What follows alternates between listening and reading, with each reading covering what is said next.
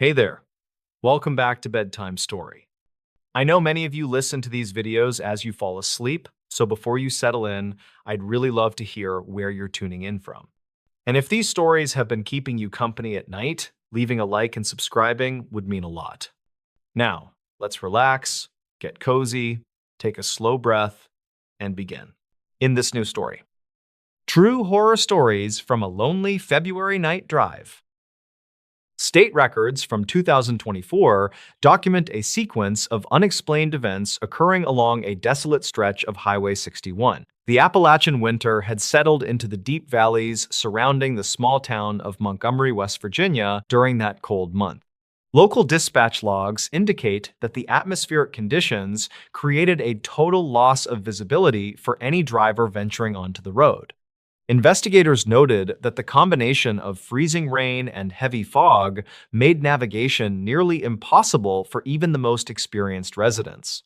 These archived notes suggest that the environment played a significant role in the disappearance that would haunt the local community. 27-year-old Elias Thorne was a professional land surveyor who had been hired to evaluate a remote mountain property. His job required him to transport sensitive equipment that could not be left in his vehicle while he stayed at hotels. Records show that he preferred to travel during the early morning hours to avoid the congestion of heavy coal mining trucks. Thorne reportedly left his home in the middle of the night to ensure he reached his destination before the sun rose. County files from 2024 state that he had a clean driving record and no history of medical issues. The silver sedan, operated by Thorne, was seen passing a highway camera located near the outskirts of the town of Montgomery. Dispatch logs confirm that the vehicle was traveling at a consistent speed that matched the posted limits for the treacherous road.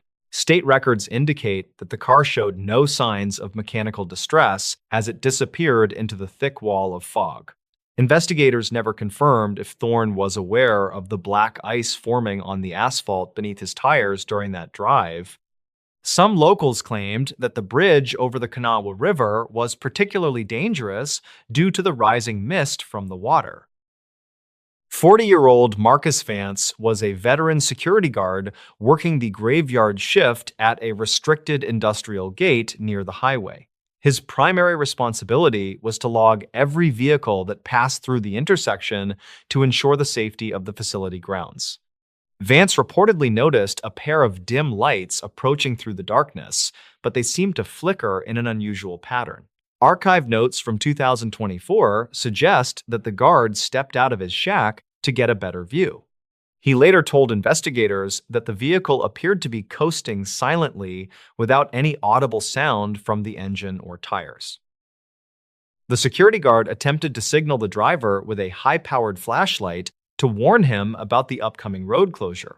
Records conflict regarding whether the silver sedan actually slowed down or maintained its speed as it passed the security gate area. Vance stated in his official testimony that the windows of the car were completely covered in a thick layer of frost. This detail made it impossible for him to see the driver or determine if there was anyone else inside the vehicle. The county file from 2024 records his observation that the car left no tracks in the snow is less than #. Zero hash is greater than. 34-year-old Sarah Jenkins was an emergency medical technician who was finishing a long shift at the regional hospital. She was driving her ambulance back to the station when she encountered a figure standing in the middle of the lane.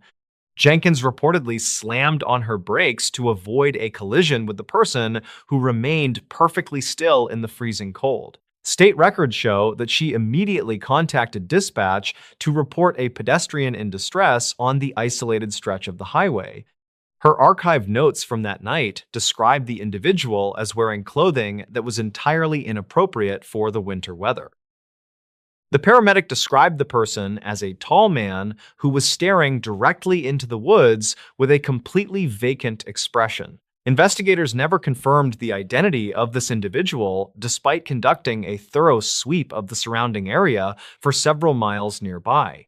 Jenkins stated that she did not exit her vehicle because the behavior of the man felt deeply unsettling to her. She waited for the arrival of local authorities while keeping her eyes fixed on the man through her clouded front windshield.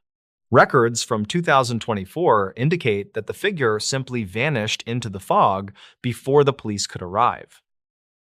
Search teams discovered the silver sedan approximately 2 hours after the initial report was filed by the concerned security guard and paramedic. The vehicle had left the roadway and come to rest against a cluster of pine trees near the bottom of a ravine.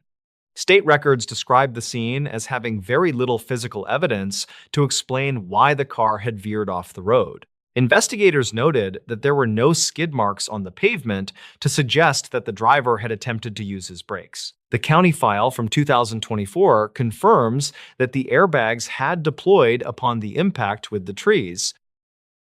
The interior of the vehicle was remarkably orderly despite the force of the collision that had crushed the front bumper and hood. Archive notes indicate that the driver's side door was found in the locked position, which required the search team to brake.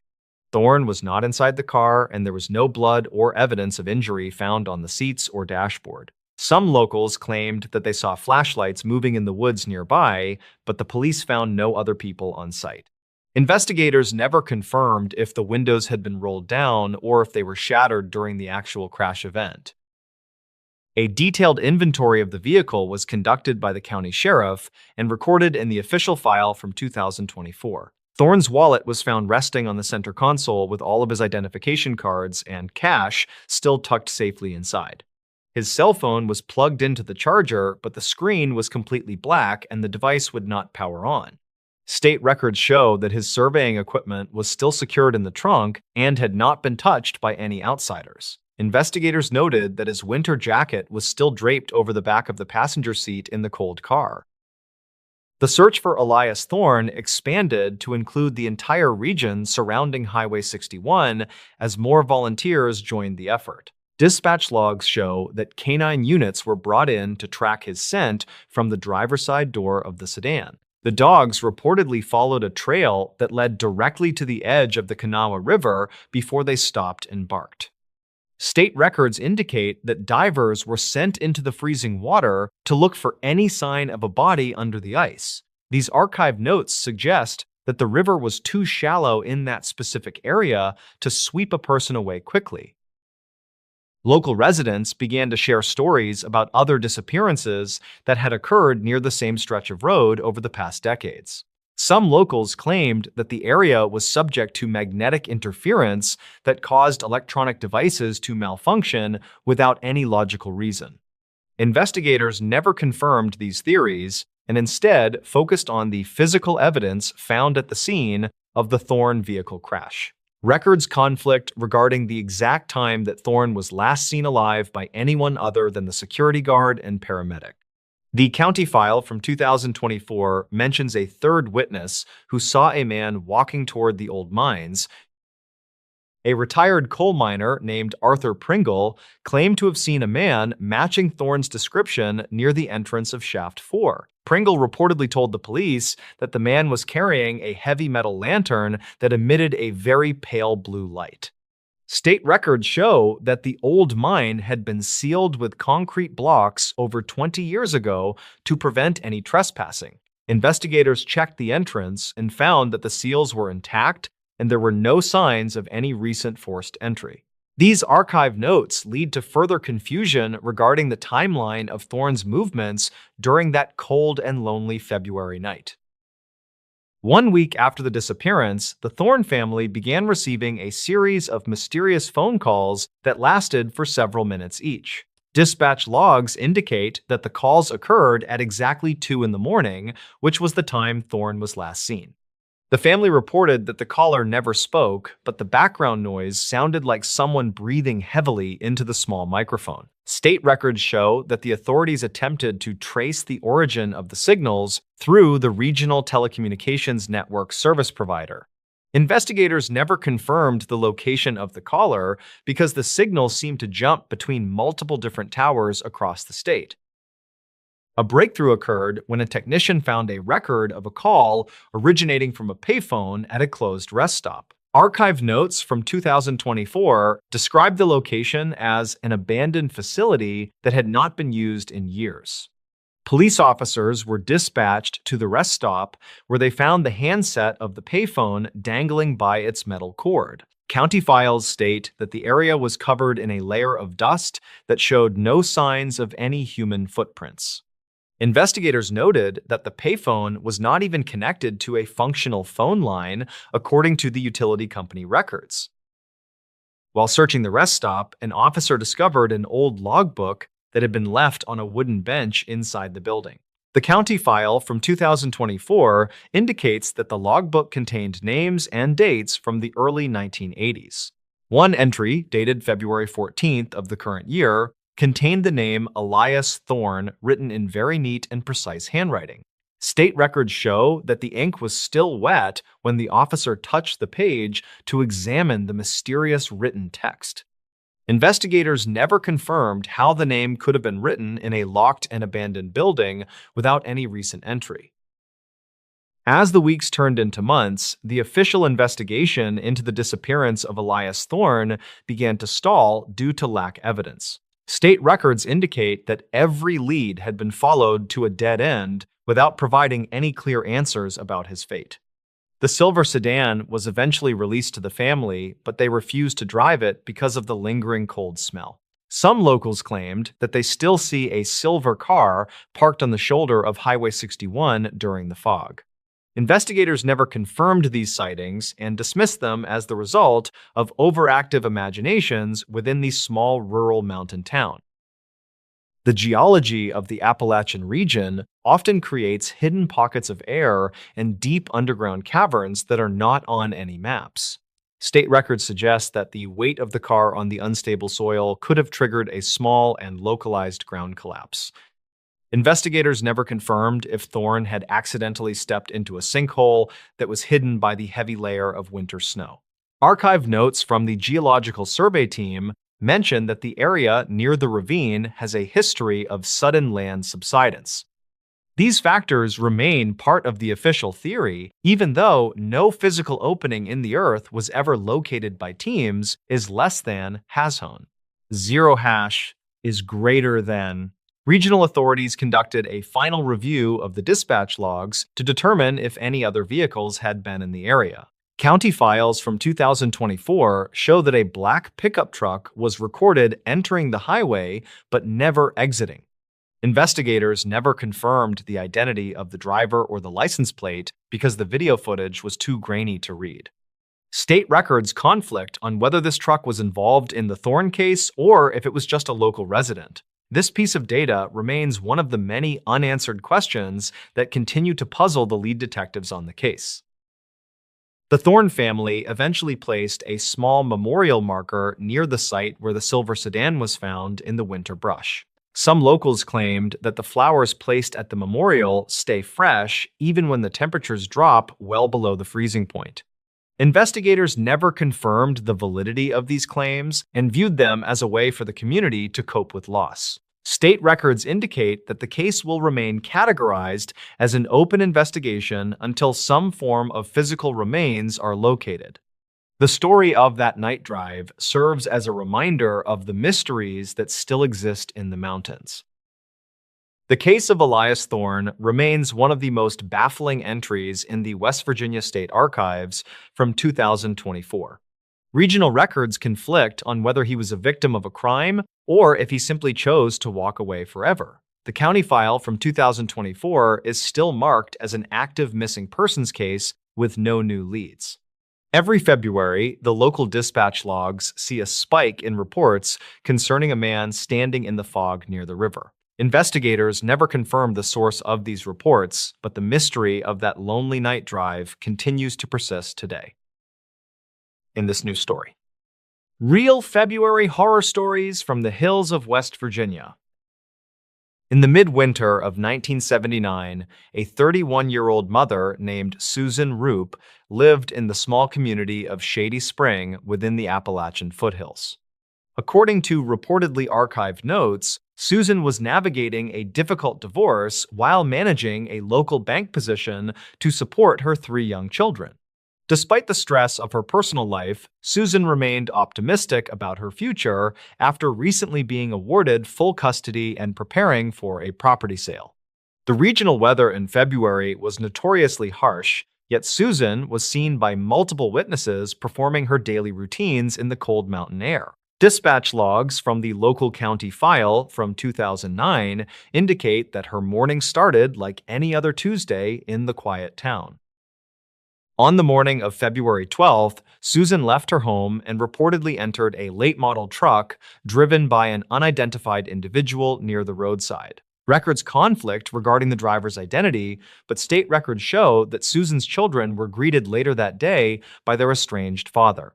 He claimed to the children that their mother had simply abandoned them, though he later revised this statement to investigators during questioning. By the time a missing persons report was filed on February 14th, Susan had not returned to her bank job or her family. Investigators found it highly unusual for a woman with such deep ties to the local community to vanish without a single word. State records show that several letters written by Susan surfaced shortly after her disappearance, expressing a profound fear for her own physical safety. Some locals claimed that her house had burned down mysteriously just months prior to her vanishing, adding to the growing regional unease. Despite massive search efforts through the dense woods and rugged terrain of the West Virginia hills, no physical evidence was ever found. Law enforcement never confirmed any specific suspects, and the case of the young mother remained officially cold for several long decades. To this day, the remains of Susan Roop have never been recovered from the vast and silent Appalachian wilderness. Further south, in the rural region of Greenbrier County, investigators never confirmed the strange events surrounding a 1997 disappearance in the hills. A 40-year-old local mechanic named Ray was reportedly seen walking toward a clearing near the edge of the state forest during a blizzard. County files from 2009 suggest that Ray was an experienced woodsman who knew the dangers of the February cold. He had told neighbors he was looking for a stray calf, but archived notes indicate no livestock were missing from the farm. His tracks simply stopped at the base of a limestone cliff, leaving search parties with no direction to follow in the snow. Investigators noted that Ray's personal belongings were still inside his unlocked cabin, including his heavy winter coat and his loaded hunting rifle. Some locals claimed to hear rhythmic metallic tapping coming from the woods for several nights following his sudden and unexplained disappearance. State records show that a search team found a single boot 5 miles away, but forensic analysis never confirmed it belonged to him. The case remains a source of conflict among researchers who believe the rugged terrain hides more than just natural hazards. Local legends often fill the gaps where official reports fail, but the factual evidence remains chillingly thin for those left behind. Within the same mountainous region, a third case from 1984 involves a young surveyor named David working near the New River. Reportedly, David was tasked with mapping a remote section of the hills before the heavy February ice made the steep slopes impassable.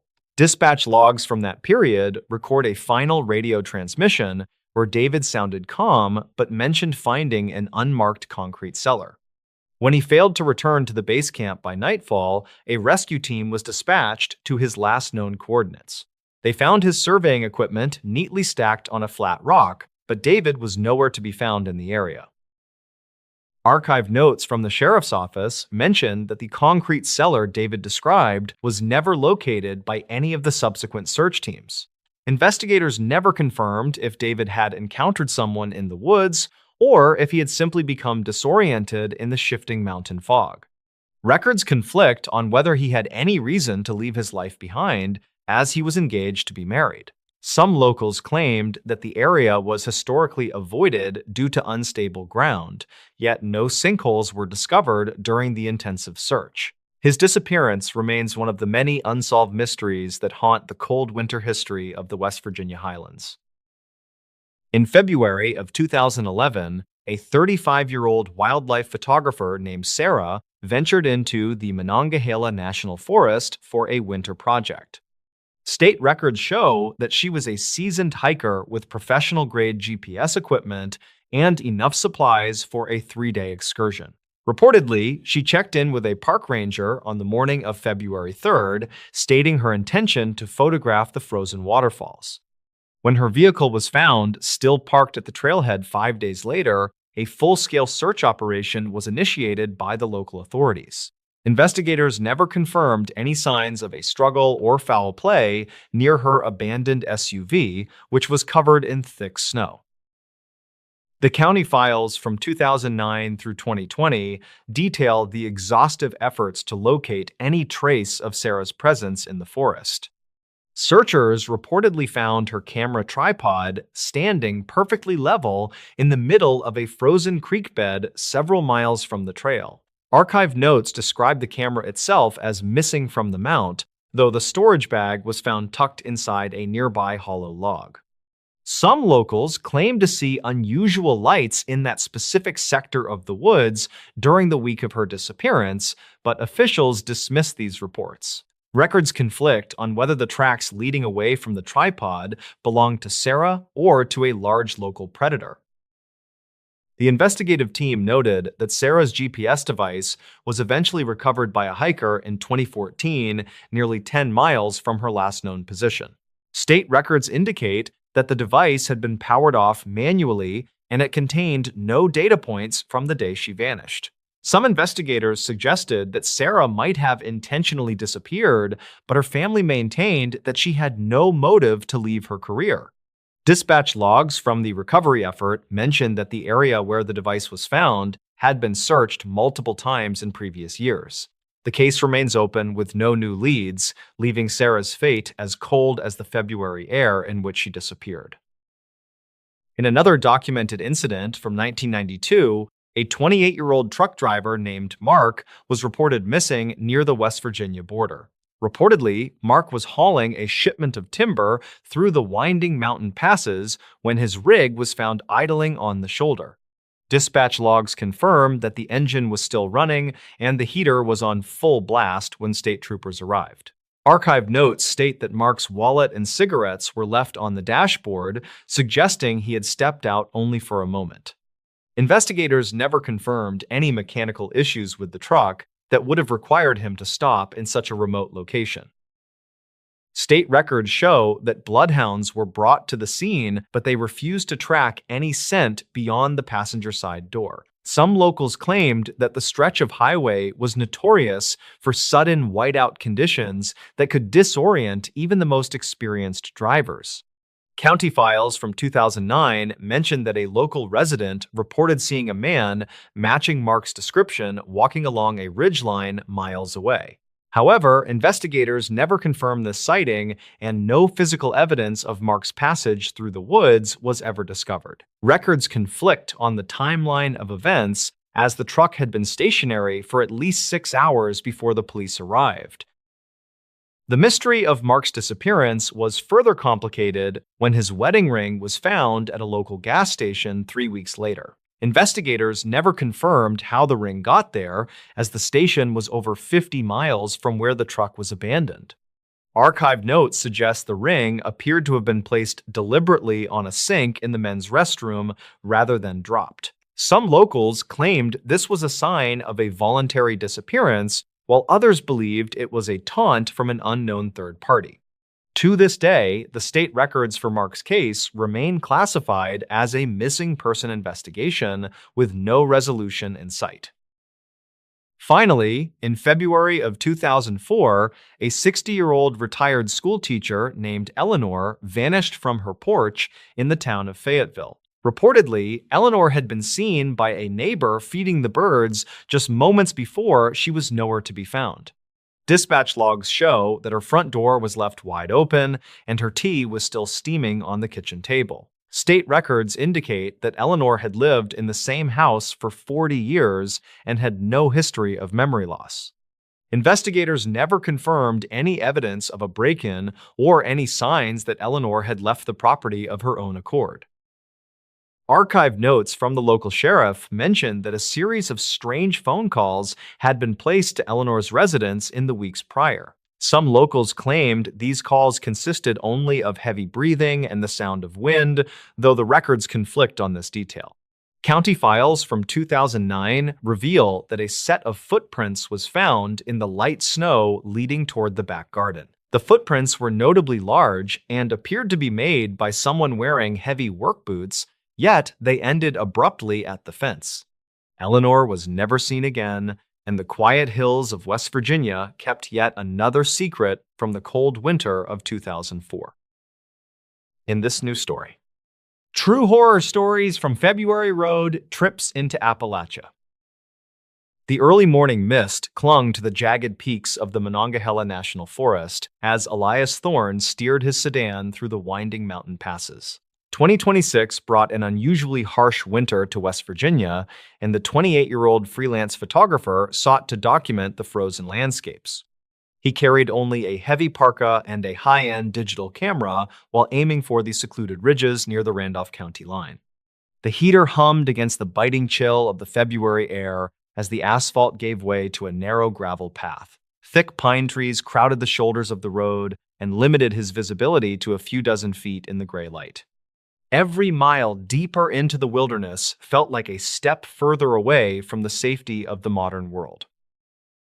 State records from 2026 indicate that Thorne was reported missing by his sister 3 days after he failed to return. Local dispatch logs show that his vehicle was discovered abandoned on a Forest Service road with the driver's side door left wide open. Investigators found his camera on the passenger seat, but the memory card had been removed and was nowhere to be found. There were no signs of a struggle or any footprints in the thin layer of crusty snow surrounding the vehicle.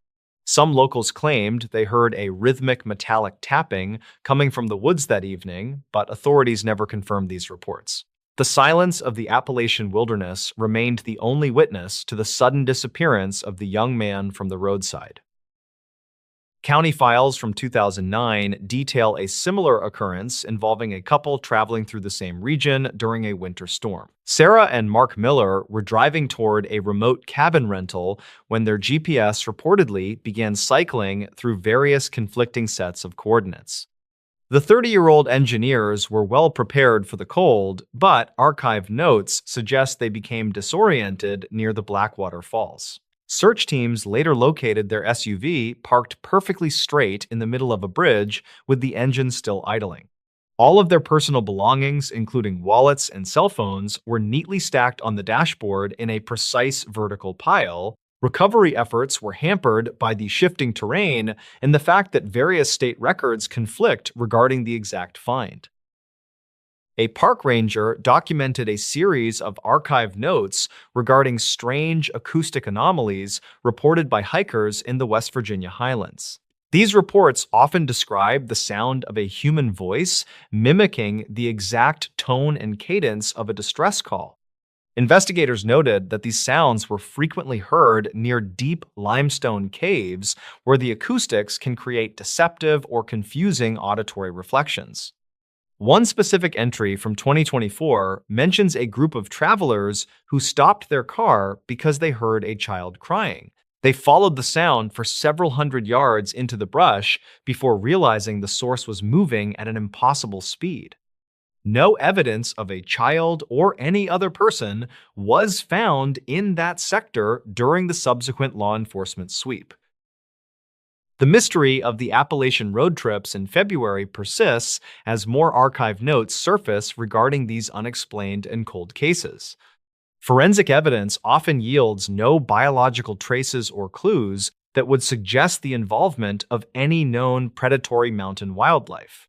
Public records from the county level consistently show that these incidents occur during periods of high atmospheric pressure and low visibility. Families of the missing often wait for years while state records remain open and the official status of the files stays unresolved. The roads through the mountains stay quiet, and the high ridges of the forest continue to hold their secrets in silence. Travelers are simply advised to stay within their vehicles and keep their communication devices charged while traversing the lonely peaks. Another county file from 2012 recounts the story of a lone trucker named Julian who was delivering supplies to a town. He was 42 years old and had driven the same route through the mountains for over 15 years without any issues. On a Tuesday night in late February, he reported seeing a person standing in the middle of the road wearing a yellow raincoat. The figure did not move as the truck approached, and Julian was forced to slam on his brakes to avoid a collision. When he exited the cab to check on the individual, the road ahead was completely empty for several hundred yards. He reportedly checked his dash camera footage later, but the screen showed only static during the time of the supposed encounter.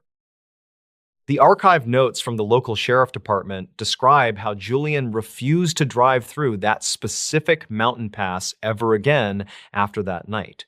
He claimed that the yellow raincoat was dry despite the heavy snow that was falling steadily throughout the entire evening. State records show that several other drivers had reported a similar figure in that exact location over the span of 3 decades. Investigators never confirmed the identity of the person, and no missing person reports from the area matched the description provided. Some locals claimed it was a trick of the light reflecting off the snow, but the dash camera failure remained unexplained. The incident remains listed as a miscellaneous anomaly in the county archives from 2012, with no further investigative leads followed. In 2018, a group of university students was conducting a geological survey near the border of Virginia and West Virginia. The 3 individuals were in their early 20s and had planned a 5-day expedition to study the local rock formations. According to dispatch logs, they checked in on the second night, but their final scheduled transmission was never received by the base. A massive search operation was launched involving multiple state agencies and local volunteers who combed the rugged terrain for weeks. They found the students' campsite completely intact, with their sleeping bags still laid out and a campfire that had burned out naturally. All of their high-tech geological equipment was left behind, including expensive sensors that were still recording data during the search. The recorded data from the sensors showed a massive spike in electromagnetic activity at the exact moment the final transmission was cut. Investigators could not explain why 3 healthy young adults would wander away from a warm camp without their shoes or jackets. Archive notes from the lead detective mentioned that the footprints leading away from the camp stopped abruptly after only 10 yards. It was as if the students had simply ceased to exist while walking toward the edge of a nearby steep ravine. Search dogs were unable to pick up a scent, and the aerial infrared scans showed no heat signatures in the vicinity. The case of the missing students from 2018 is still discussed by investigators who specialize in unusual wilderness disappearances. Reports from 2015 describe a phenomenon known among some locals as the phantom headlights of the Appalachian backroads. Drivers frequently reported being followed by a large vehicle with bright lights that would maintain a constant distance for several miles. Whenever the driver would pull over to let the vehicle pass, the headlights would instantly vanish into the darkness of the night. One county file from 2015 notes a driver who tried to outrun the lights and reach speeds over 90 miles. He eventually crashed into a guardrail, but dispatch logs indicate he was the only person on that road for 30 miles. The lights were never caught on any roadside cameras, and investigators never confirmed the existence of a second vehicle involved. State records show that these sightings are most common during the month of February, when the mountain air is particularly dense and cold. Some investigators believe that atmospheric reflections of distant city lights could be responsible for the visual illusions experienced by the drivers. However, the frequency of these reports in areas with no direct line of sight to any major cities remains a conflict. Archive notes from a retired state trooper suggest that the lights always seem to appear near the sites of past accidents. No forensic evidence has ever been found to link these visual phenomena to any physical objects or known atmospheric conditions. The mystery of the phantom headlights remains a staple of local lore for those who travel through the Appalachian Heights. Records from 2006 document the case of a 35-year-old biologist named Clara who was studying winter hibernation patterns. She was traveling alone through the Greenbrier region when she reportedly made a frantic call to her husband from a satellite phone. Clara stated that she had found a cluster of abandoned vehicles deep in a valley where no roads actually existed. Investigators never confirmed the location of this valley despite extensive aerial surveys conducted in the following weeks after her disappearance. The satellite log showed the call originated from a coordinate point that was located inside a solid rock mountain face. Clara has not been seen since that day, and her vehicle was never recovered from the dense Appalachian forest floor. County files from 2022 mention a series of metallic containers found scattered across a remote ridge by a local hunter. The 39-year-old man reported that the containers were sealed and bore no markings or serial numbers of any kind. When federal investigators arrived at the scene 48 hours later, the ridge was completely empty and the soil appeared scorched. Some locals claimed they saw unmarked black helicopters operating in the area during the night, but official records conflict on this detail. Investigators never confirmed what was in the containers or who had placed them in such a difficult-to-reach location. The hunter reportedly moved out of the state shortly after the incident and refused to speak with any local journalists. Archived notes from a 2005 investigation highlight a recurring sound described by residents as the groaning of the mountains. This low-frequency vibration reportedly occurs only during the coldest weeks of February and can last for several hours at a time. State records indicate that seismographs in the region do not detect any tectonic activity during these specific windows of time. Some investigators suggest that the sound is caused by the freezing and expanding of water within the deep limestone cavern systems. However, the rhythmic nature of the sound led some locals to claim it sounded more like a mechanical process. The source of the groaning remains unknown and continues to be a point of debate among those who study Appalachian acoustics. In this news story, true scary stories from quiet February nights.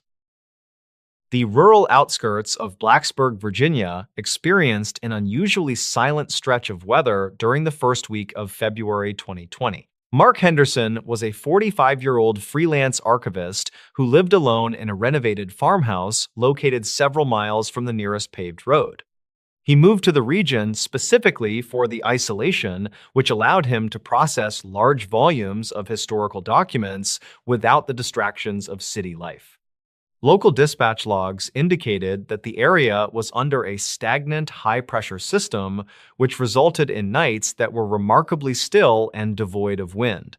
Mark spent his evenings working in a second-floor office that offered a panoramic view of the dormant fields and the dense tree line beyond the property fence.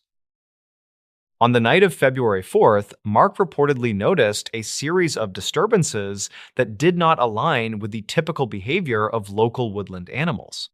He was reviewing a county file from 1984 when he heard a sharp metallic tapping sound originating from the exterior of the ground floor windows. State records from that month showed that temperatures remained well below freezing, which often caused the old timber frames of the house to contract and groan. However, the tapping followed a deliberate and repeating sequence that suggested a source with intent rather than a natural environmental shift. Mark remained in his office while the sound moved slowly from the kitchen windows toward the heavy oak door of the main entrance, is less than has-hone. 0 hash is greater than. Investigators later reviewed archived notes from a similar incident that occurred in a neighboring township during the winter of 2012. In that case, a resident claimed that an unidentified individual would stand in the shadows of the porch and tap on the glass with a small stone. County files from 2020 confirm that Mark contacted the local authorities at approximately 11 in the evening to report a potential trespasser on his land. The dispatch logs recorded that he was advised to stay inside and lock all access points until a patrol car could reach his remote location. Mark watched the security monitor in his office, but the infrared cameras showed no heat signatures or movement in the immediate vicinity of the porch. The patrol arrived 30 minutes later and conducted a thorough sweep of the perimeter using high-intensity spotlights to pierce the winter fog. State records indicate that the officers found a series of depressions in the frost that resembled human footprints, but they lacked any discernible tread pattern. Some locals claimed that certain individuals in the region practiced a form of stealth hunting where they wore heavy wool wrappings over their boots to muffle their movement. Investigators never confirmed this theory because the tracks abruptly ended at the edge of the gravel driveway without leading toward the road or the woods. The officers eventually cleared the scene after finding no signs of forced entry or physical damage to the property structure. By the following evening, the silence of the February night returned with an intensity that Mark described as being physically oppressive in his personal journals. He decided to install additional motion-activated lighting around the barn and the rear garden to deter any further unwanted visitors. Reported sightings of a pale figure standing near the tree line had been documented in archived notes from the previous decade, but were never substantiated with photographic evidence. As Mark was adjusting the settings on his laptop, he heard a faint vocalization that sounded like a person whispering his name from the hallway. He checked every room in the farmhouse, but found that he was entirely alone and all the windows remained securely latched from the inside. Records conflict regarding the frequency of these auditory anomalies, as some experts believe the layout of the valley can carry voices over several miles under specific atmospheric conditions. County file from 2009 mentioned that the mineral composition of the local bedrock could cause strange acoustic reflections during periods of extreme cold. Mark reportedly experienced a second night of tapping on the glass, but this time, the sounds originated from the second-floor windows, which were 20 feet above the ground. He retreated to the basement, where he spent the remainder of the night while monitoring the house through his internal security network. Dispatch logs from February 6th show that no further calls were placed by the resident, despite his documented history of reporting disturbances. When a delivery driver arrived at the farmhouse 3 days later, they found the front door standing wide open and the interior lights fully illuminated. State records noted that Mark's vehicle was still parked in the driveway and all of his personal belongings, including his wallet and phone, were found on the kitchen table. Investigators found archived notes in his office that detailed a timeline of the tapping sounds and the specific intervals at which they occurred. A search of the property and the surrounding woods was conducted over a 2-week period, but no trace of Mark Henderson was ever located by the teams. Some locals claimed that he had simply reached a breaking point with the isolation and chose to walk away from his life without a word. The official report remains open, and the house was eventually sold to a family from out of state who reported no unusual activity during their first year of residence. County files from 2022 indicate that the case was transferred to a cold case unit after all forensic leads were exhausted at the site. Investigators never confirmed if the tapping sounds were a prank, a natural phenomenon, or something more targeted toward the previous occupant. The events of that quiet February night serve as a reminder of how easily the silence of the rural landscape can be misunderstood. Mark Henderson remains on the list of missing persons, and the archived notes of his experience are the only evidence that anything unusual ever occurred. During the search of the basement level, investigators discovered a secondary county file from 1976 that had been moved from the upstairs office.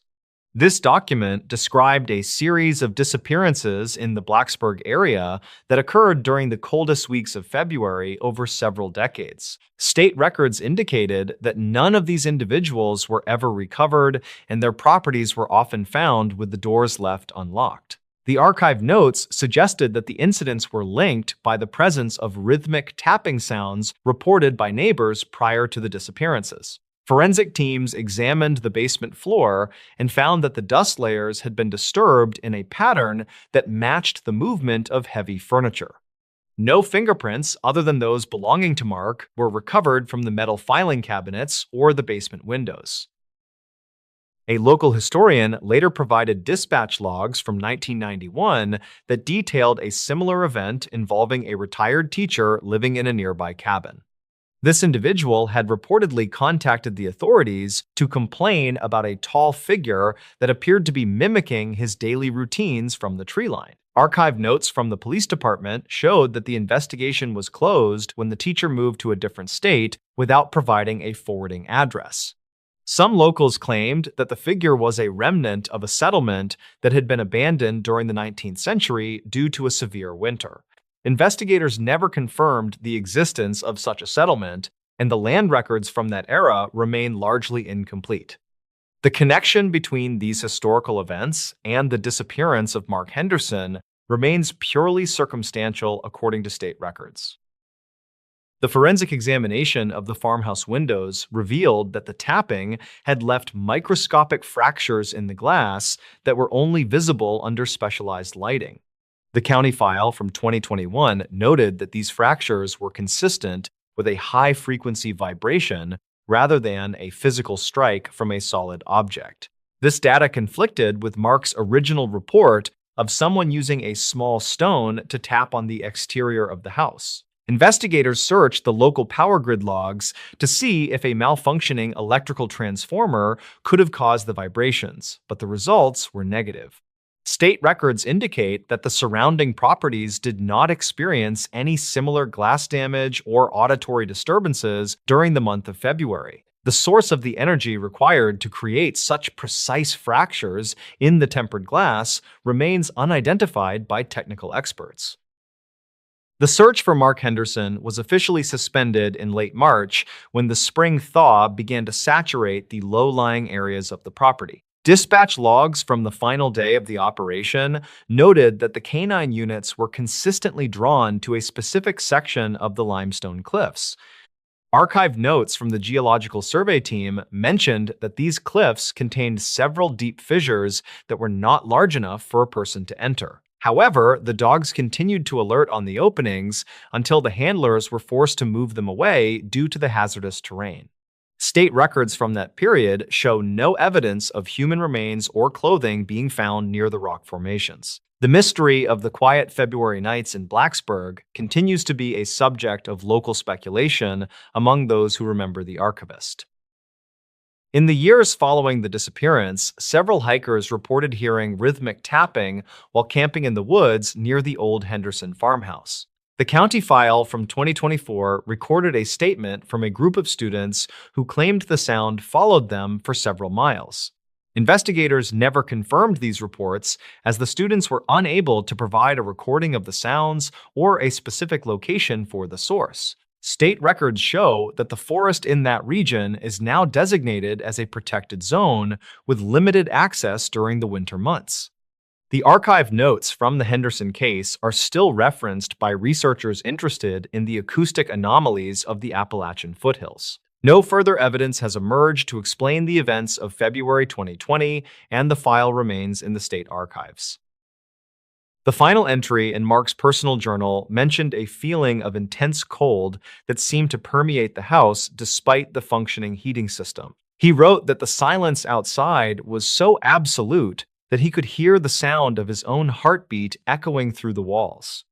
County files suggest that this psychological state is common among individuals experiencing long periods of extreme isolation in remote environments. However, the physical evidence of the footprints and the glass fractures continues to challenge the theory of a purely psychological event. Investigators never confirmed if Mark was aware of the 1976 file before he began experiencing the disturbances at the farmhouse.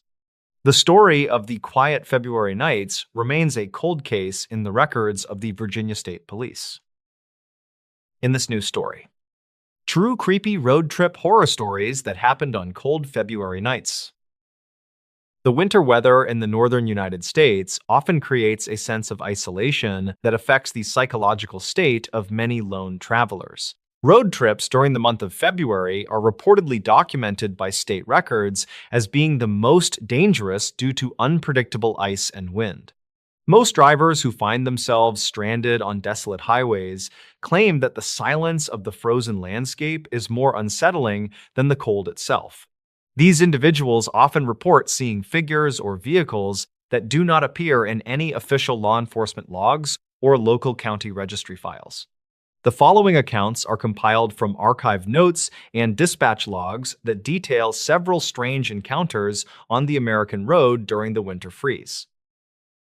The empty stretch of Highway 50 near Ely, Nevada, reportedly remains one of the most desolate corridors in the lower 48 states. In 1994, a 22-year-old graduate student named Marcus was driving his sedan toward a research site in the desert. He was a biological researcher tasked with collecting soil samples during the late winter freeze for a university-funded environmental study in 1994. Marcus intended to reach the town of Austin before the temperature dropped below zero that night, but his vehicle began to lose power. The silence of the Great Basin during February is documented in state records as being particularly oppressive to lone travelers in the region. Marcus guided his slowing car onto the narrow gravel shoulder while the surrounding darkness swallowed the remaining light of his dim yellow headlights is less than has-hone. Zero hash is greater than. Investigators never confirmed the exact nature of the mechanical failure that left the sedan immobilized against the frozen sagebrush and the deep snow. Marcus checked his dispatch logs and realized he was outside the range of the nearest transmission tower, which was located several miles away. Some locals claimed that the wind in that region creates auditory illusions that sound like human voices calling from the darkness of the trees. He reportedly sat in the driver's seat for 20 minutes while the interior heat of the car escaped through the thin glass windows. The archived notes from the county sheriff department mention a single set of footprints that appeared to circle the vehicle several times. Marcus reportedly felt the car rock gently, as if someone were testing the weight of the rear bumper in the freezing midnight air. County files from 1994 indicate that a second vehicle was spotted by a local rancher moving slowly without any lights on. The rancher was a 60-year-old man named Elias, who was out checking his livestock near the perimeter fence of his pasture. He told authorities that a dark truck was idling in the middle of the pavement nearly 50 yards behind the stranded sedan of Marcus. Elias noted that the driver of the truck did not exit the vehicle or offer any assistance to the young man stuck in the snow. State records conflict regarding whether this truck was ever registered to anyone living within a 100-mile radius of the Ely region. The rancher stayed in his own vehicle and watched as the mysterious truck slowly turned its wheels toward the shoulder where Marcus sat is less than his own. Zero hash is greater than. Marcus reportedly noticed the shape of the larger vehicle in his rearview mirror and assumed it was a highway patrol officer arriving to help. He stepped out into the bitter cold of the February night and felt the wind chill bite through his heavy winter coat and gloves. The young researcher waved his arms to signal his position, but the approaching truck did not flash its lights or sound its horn. Investigators later found archived notes suggesting that the truck accelerated suddenly once Marcus was standing vulnerable on the open road in the darkness. He allegedly dove back into his sedan and locked the doors while the larger vehicle brushed against the side of his car door. The impact left a long streak of dark paint that remained unidentified during the subsequent investigation by the local county file agents. Records from the dispatch logs show that a frantic emergency call was placed from a nearby ranch house approximately 40 minutes after the encounter. Marcus had reportedly fled his vehicle on foot through the knee-deep snow to reach the lights of the Elias Ranch across the valley. He arrived with severe frostbite on his fingers and claimed that the dark truck had followed him at a walking pace for 2 miles. Some locals claimed that the truck belonged to a transient worker who had been seen in the area during the winter of 1992. However, the investigators never confirmed the identity of the driver or the location of the truck after it turned off the main road. The cold February air allegedly kept the tracks of the mysterious vehicle preserved in the ice for several weeks after the incident is less than has-hone.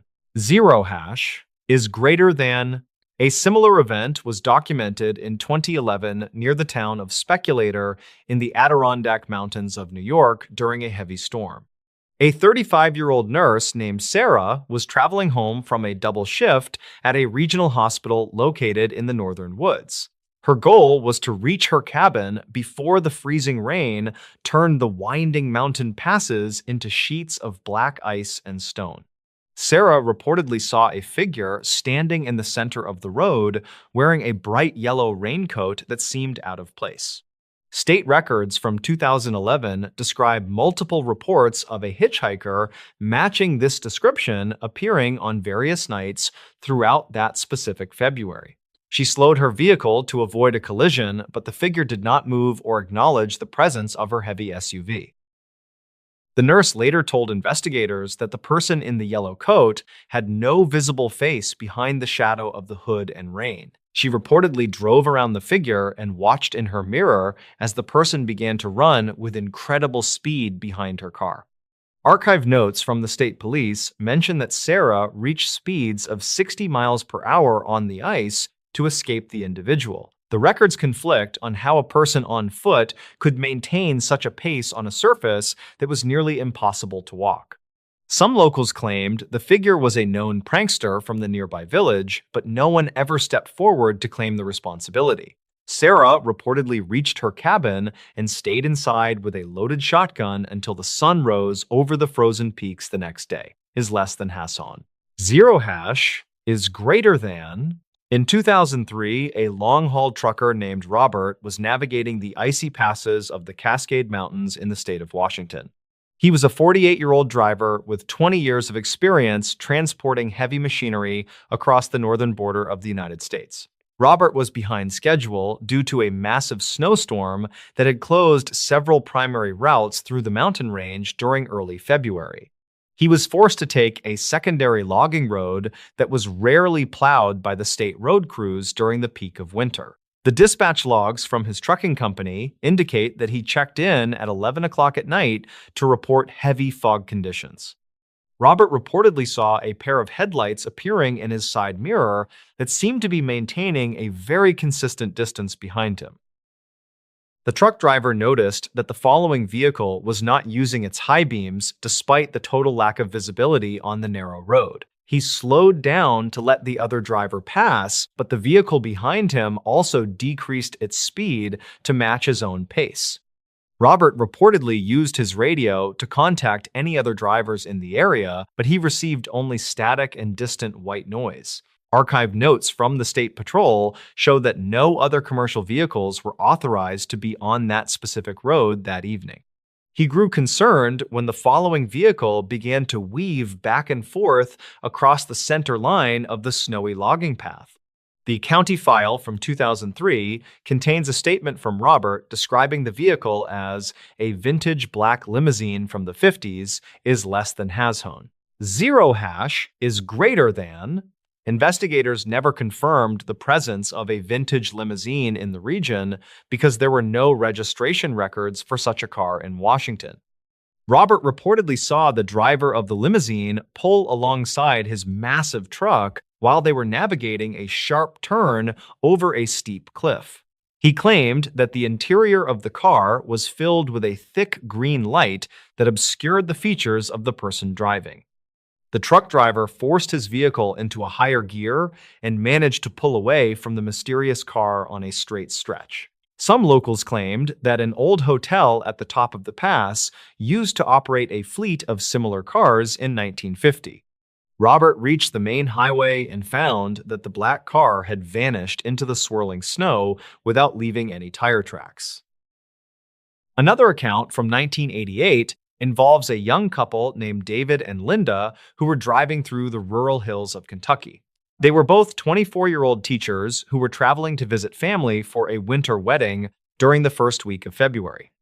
David was driving their small hatchback while Linda consulted a paper map because they had become lost on the back roads near Owsley. The state records from 1988 indicate that a series of strange sightings occurred in that county during the same winter month.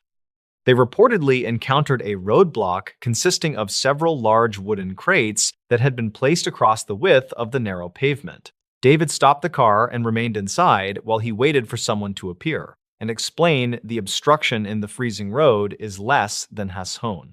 Zero hash is greater than. Linda reportedly saw several figures moving through the thick brush on the side of the road while they sat in their idling car. The figures were described in archived notes as being extremely tall and wearing dark clothing that blended into the shadows of the trees. David decided to put the car in reverse and turn around rather than getting out to move the heavy wooden crates himself. He told investigators that the figures began to throw large rocks at the vehicle, which shattered the rear window of the hatchback. They fled the area at high speed and reported the incident to the local sheriff office once they reached a gas station. Some locals claimed that a group of survivalists had been living in the woods and did not want any outsiders on the road. The county file from 1988 shows that deputies went to the location but found no crates and no footprints in the snow. Investigators never confirmed who had placed the obstacles or why the figures had attacked the couple during their quiet road trip in February. David and Linda refused to travel through that part of Kentucky again, and their story was eventually filed away in the cold cases. Records conflict regarding whether the rocks found in the car were local limestone or something that had been brought from a different region. The couple reportedly suffered from night terrors for several years following the event, but they never found any logical explanation for the encounter. Most state records from that era remain sealed or have been lost due to a fire in the county archives building. A final report from 2015 describes a lone traveler named Thomas who was driving through the plains of North Dakota in winter. Thomas was a 50-year-old insurance adjuster who was traveling between remote farms to inspect damage from a recent blizzard in February. He reportedly found himself on a stretch of road where the snow had drifted so high that it formed white walls on either side. Dispatch logs indicate that he called his office to say that he was seeing a house in the middle of the road. Thomas claimed that the house was fully lit and looked like it belonged in a suburban neighborhood rather than a snowy field. Archive notes suggest that he stopped his car and watched as the front door of the house slowly opened in the wind. Thomas reportedly saw a woman standing in the doorway who was wearing a summer dress and holding a glass of iced tea in her hand. He stayed in his car because the temperature outside was 10 degrees below zero, and the scene did not make any logical sense. The woman waved at him and began to walk toward his vehicle across the deep snow without wearing any shoes or a coat. Investigators never confirmed the existence of a house in that location, as the land was part of a protected wildlife refuge area. Thomas drove his car into the snowbank to get around the woman and did not look back until he reached town. Some locals claimed that heat exhaustion or extreme cold can cause vivid hallucinations that look exactly like the memories of home. The state records from 2015 show that Thomas was found 3 hours later sitting in his car at a local diner. He was in a state of shock and his vehicle had no signs of damage despite his claim of driving through a snowbank. The archived notes from the hospital mentioned that his body temperature was normal and there were no signs of drugs or alcohol. Investigators checked the road where he had been driving, but they found only an empty field covered in a smooth layer of ice. Records conflict on whether Thomas ever returned to his job as an insurance adjuster after the strange encounter in the North Dakota plains. Many people believe that the February cold creates a thin spot in reality where the past and present begin to overlap. In this news story, something watched our campsite all night in the Appalachian Mountains. The Appalachian Mountains hold a history of strange disappearances that the local park rangers rarely discuss with the general public.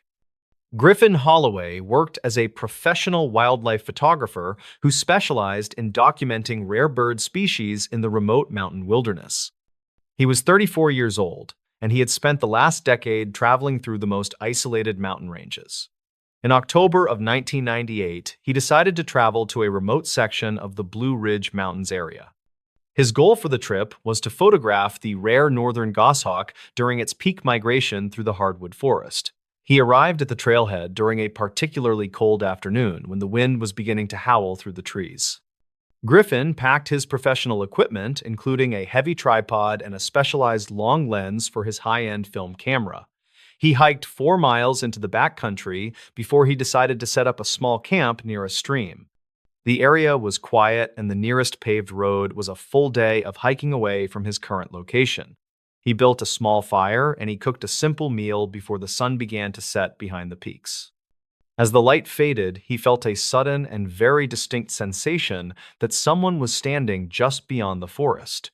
He turned his flashlight toward the shadows, but he saw only the twisted branches and the thick blankets of moss.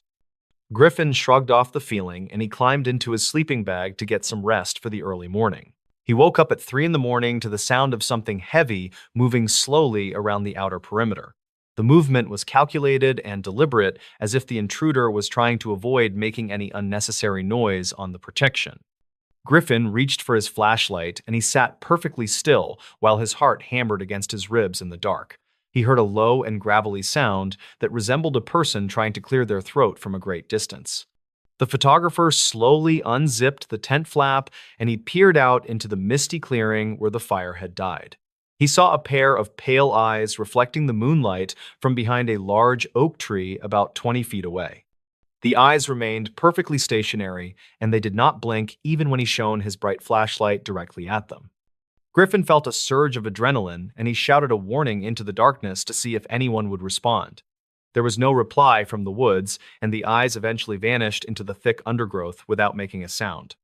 He did not sleep for the rest of the night, and he kept his knife close to his hand until, when the sun finally rose, he began to inspect the area around his tent for any signs of the visitor. He found a set of tracks that looked like bare human feet, but the toes were unusually long and thin.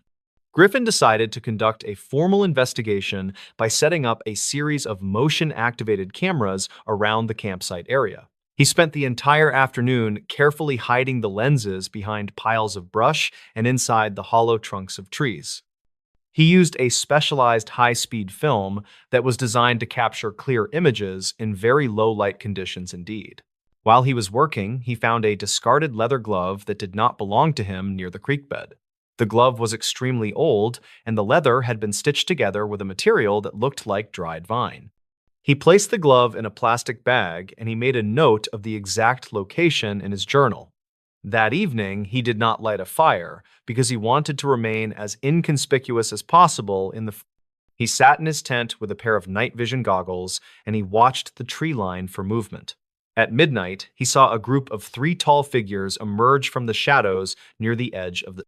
They did not move like humans, but they walked with a rhythmic and swaying motion that was very unsettling too.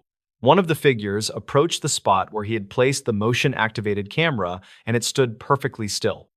It reached out a hand that had unusually long fingers, and it gently touched the lens of the expensive camera. The figure was at least 7 feet tall, and it was covered in a layer of matted and gray hair. Griffin realized that these beings were not interested in his food or his supplies, but were curious about his tools. They began to mimic the way he had moved earlier in the day by walking in a slow and deliberate. One of the figures picked up a small rock and it held the stone to its eye like a camera.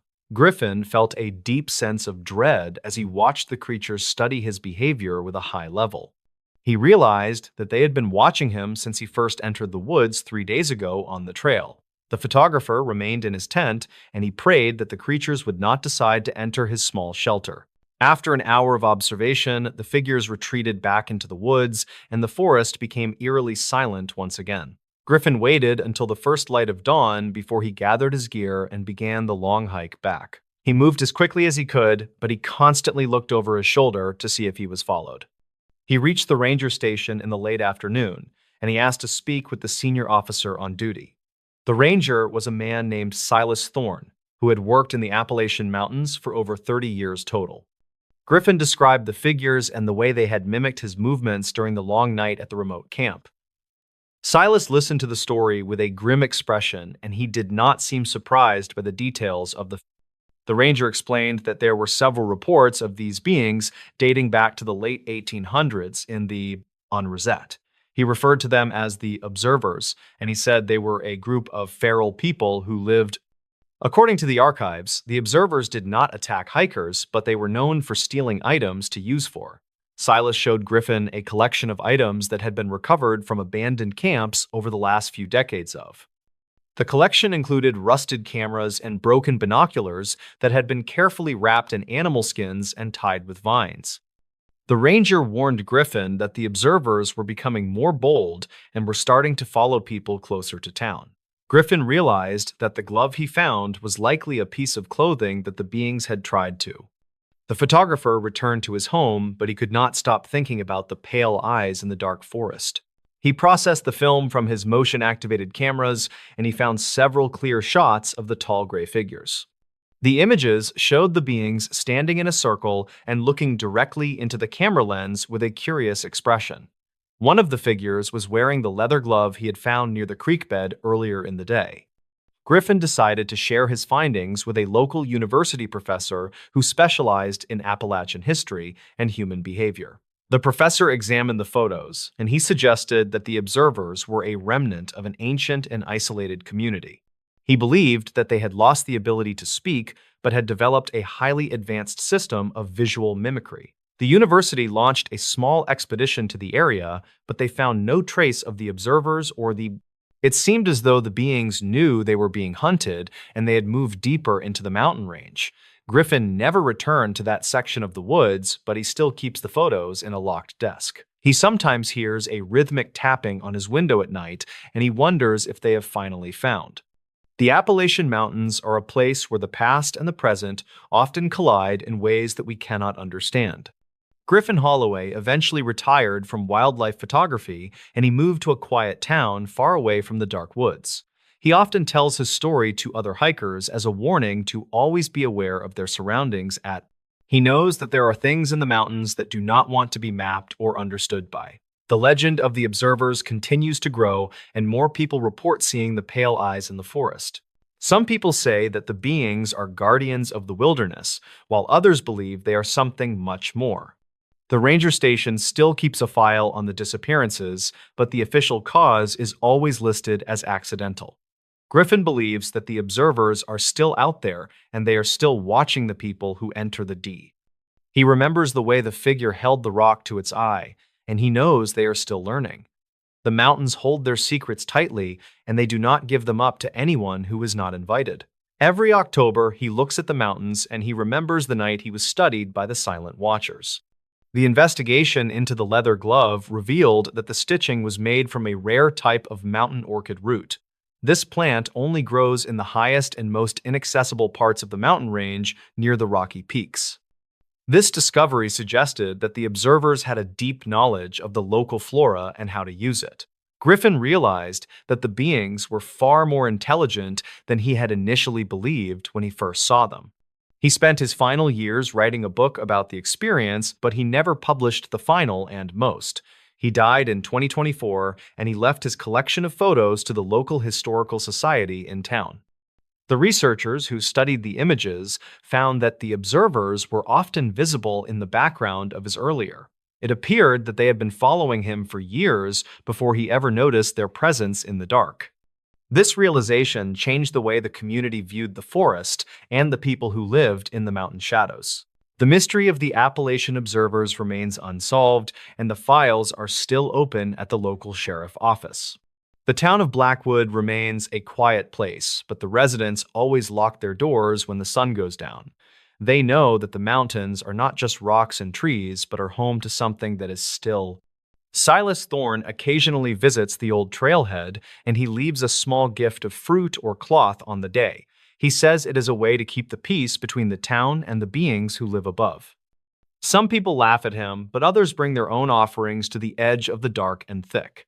The forest seems to accept these gifts, and the number of disappearances has decreased significantly over the last few. Griffin Holloway is buried in a small cemetery that overlooks the peaks he once loved to photograph so much.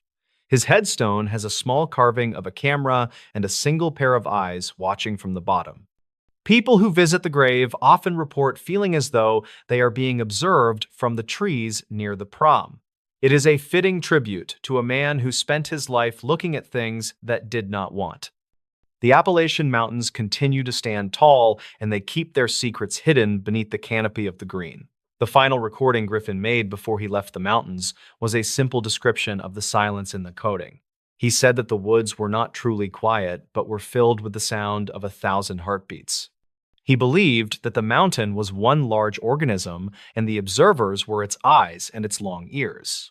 This theory was never proven, but it remains a popular topic among the local hunters and the forest rangers. The film from the motion-activated cameras is now stored in a climate-controlled vault to preserve the images. Many people have tried to find the clearing where Griffin camped, but the trails have changed over the years. It seems as though the mountain has moved the path to protect the beings who live in the shadows. Silas Thorne says that some things are not meant to be found by those who do not belong there. He still patrols the lower trails, but he never goes above the ridgeline after the sun has set. He knows that the observers are still there, and they are still waiting for the next person to... The story of the Appalachian Watchers is a reminder that we are never truly alone when we are outside. In this new story, a missing hiker case that changed a small West Virginia town forever. Small mountain communities often keep their secrets tucked away in the dense woods until a single person goes missing suddenly. The quiet town of Blackwood sat right on the edge of the Monongahela forest, where the trees grew very thick. Silas Thorne had worked as a lead ranger for the National Forest for over 25 years in West Virginia. He knew every single acre of the rugged land, and he respected the dangers that lived within the deep shadows. The autumn of 1994 brought a sudden cold snap that turned the green leaves into brittle brown shapes. A freelance cartographer named Elias Vance arrived in the town during the first week of October to map the ridge. Elias was 28 years old, and he had a reputation for being extremely thorough with his topographical surveys lately. He checked into the Pinecrest Motel and told the manager he would be back before the first heavy snow. Silas met the young man at the ranger station to provide him with the necessary permits for the backcountry. Elias carried a heavy pack filled with expensive survey equipment and enough food to last him for at least 10 days. He planned to hike toward a remote area known as Dead Man's Drop, which few people ever bothered to visit. Silas warned him that the weather could turn dangerous quickly, but Elias just smiled and said he liked the solitude. The young man seemed very confident in his abilities, and he possessed a map that was incredibly detailed and old. Silas watched the cartographer disappear into the tree line, and he felt a strange sense of unease in his chest. The first week of the expedition passed without any issues, and the weather remained remarkably clear and quite sunny for October. Elias was expected to return to the town by the 20th of the month to submit his preliminary survey findings. When the 21st of October arrived without any sign of the young man, the motel manager contacted the authorities. Silas organized a search party consisting of local volunteers and several experienced deputies from the nearby sheriff office in town. They started their investigation at the trailhead where the old blue truck belonging to Elias was still parked and abandoned. The vehicle was covered in a thick layer of pine needles, and the interior appeared to be completely undisturbed by anyone. Silas found a set of spare keys hidden in the wheel well, and he opened the door to check the glove box. Inside, he found a journal that contained several entries about the unusual geological features of the northern ridge and the cliffs. Elias wrote that the compass readings in the area near Dead Man's Drop were becoming increasingly erratic and very difficult. The search party began the long hike into the wilderness, while a light rain started to fall from the gray clouds. They followed the marked trail for 3 miles before they reached the point where Elias had planned to go off. Silas noticed that the undergrowth in this part of the forest was unusually thick, and it looked very dark indeed. The searchers moved in a grid pattern, and they shouted the name of the missing man into the cold mountain air. They found the first significant clue near a shallow creek about 5 miles into the dense and very unforgiving mountain brush. A bright orange survey marker was tied to a low branch, but it had been shredded by something with claws. Silas knelt down to examine the damp ground, and he noticed several deep impressions that did not look like footprints. These marks were elongated, and they seemed to sink deep into the mud, as if the creature was very heavy. The search party pushed deeper into the wilderness as the sun began to dip below the jagged horizon of peaks. They reached the base of Dead Man's Drop just as a light dusting of snow started to coat the ground. One of the volunteers shouted when he spotted a dark shape huddled beneath a natural rock overhang near the cliff. It was the heavy backpack that belonged to Elias Vance, but the young man was nowhere to be found nearby. Silas approached the pack with caution, and he noticed that the straps had been sliced with a very sharp blade. The contents of the bag were scattered across the frozen ground, and it looked like someone had been searching through. Silas gathered the items, and he found that most of the food was still inside and neatly wrapped in plastic. The most important discovery was a small handheld cassette recorder that Elias used to take notes while he was working. Silas pressed the play button and listened to the voice of the young man as it echoed through the air. The early recordings were standard descriptions of rock formations and elevation changes that sounded very professional and quite calm indeed. However, the tone of the voice changed significantly on the final entry, which was dated October the 14th of that year. Elias sounded breathless, and he whispered into the microphone about a cabin that was not supposed to be on maps. He described a structure made of gray stones that seemed to blend perfectly into the side of the steep mountain. According to the recording, the cabin had no windows and the heavy wooden door was sealed shut with iron bolts. Elias said he heard a rhythmic tapping coming from inside the stone walls that sounded like a person using hammers. He decided to wait nearby to see if anyone would come out of the strange building before the sun set.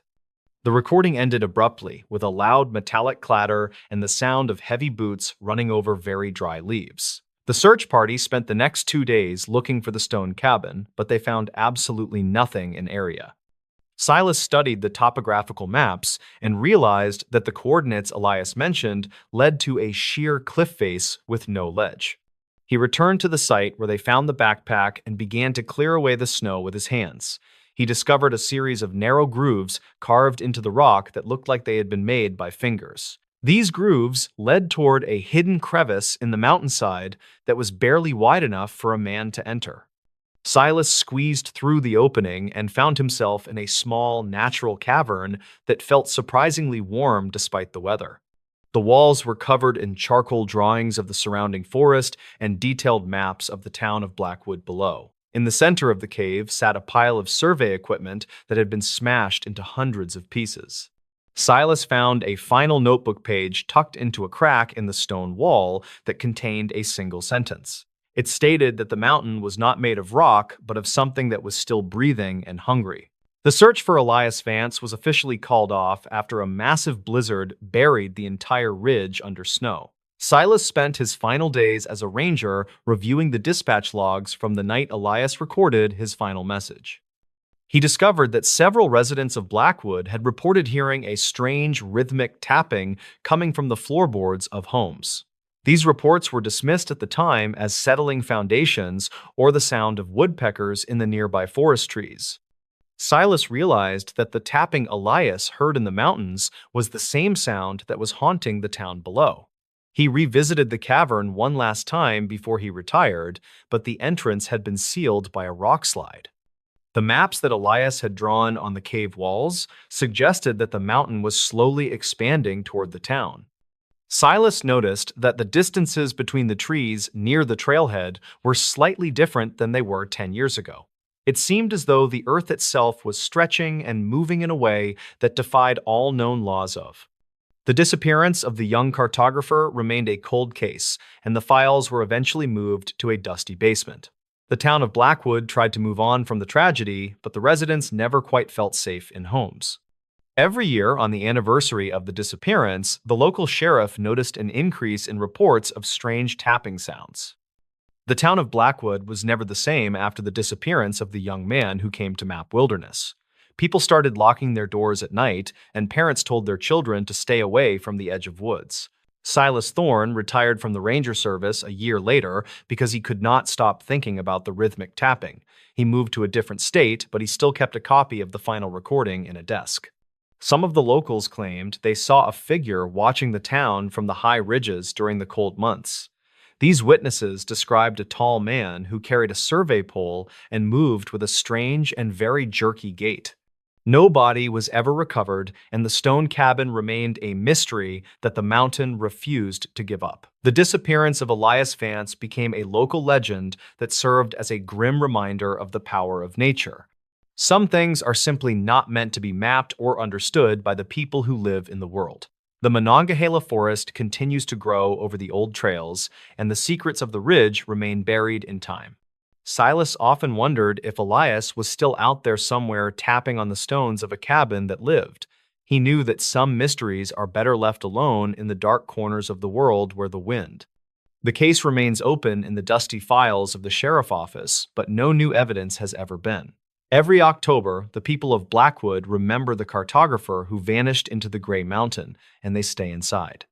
The forest grew thicker around the old ranger station, and the trail to Dead Man's Drop was eventually closed forever. Silas occasionally received letters from old friends in Blackwood who claimed the mountain was appearing closer to the town center.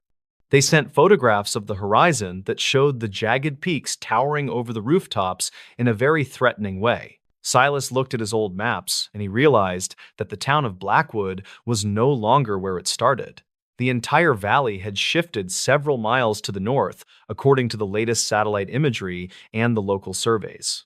He remembered the charcoal drawings in the cave, and he realized that Elias had been trying to warn the town. The breathing that the cartographer mentioned was not a metaphor, but a literal description of the earth beneath their feet. Silas finally burned the final recording and the notebook page because the sound of the tapping was becoming too loud. He spent his remaining years in a quiet house far from the mountains where the ground was flat, and the mystery of the vanishing hiker remains one of the greatest unexplained events in the history of the small town. People still whisper about the man who tried to map the heart of the mountain and found something else. The stone cabin is still out there waiting for the next traveler to stumble upon its cold and windowless walls.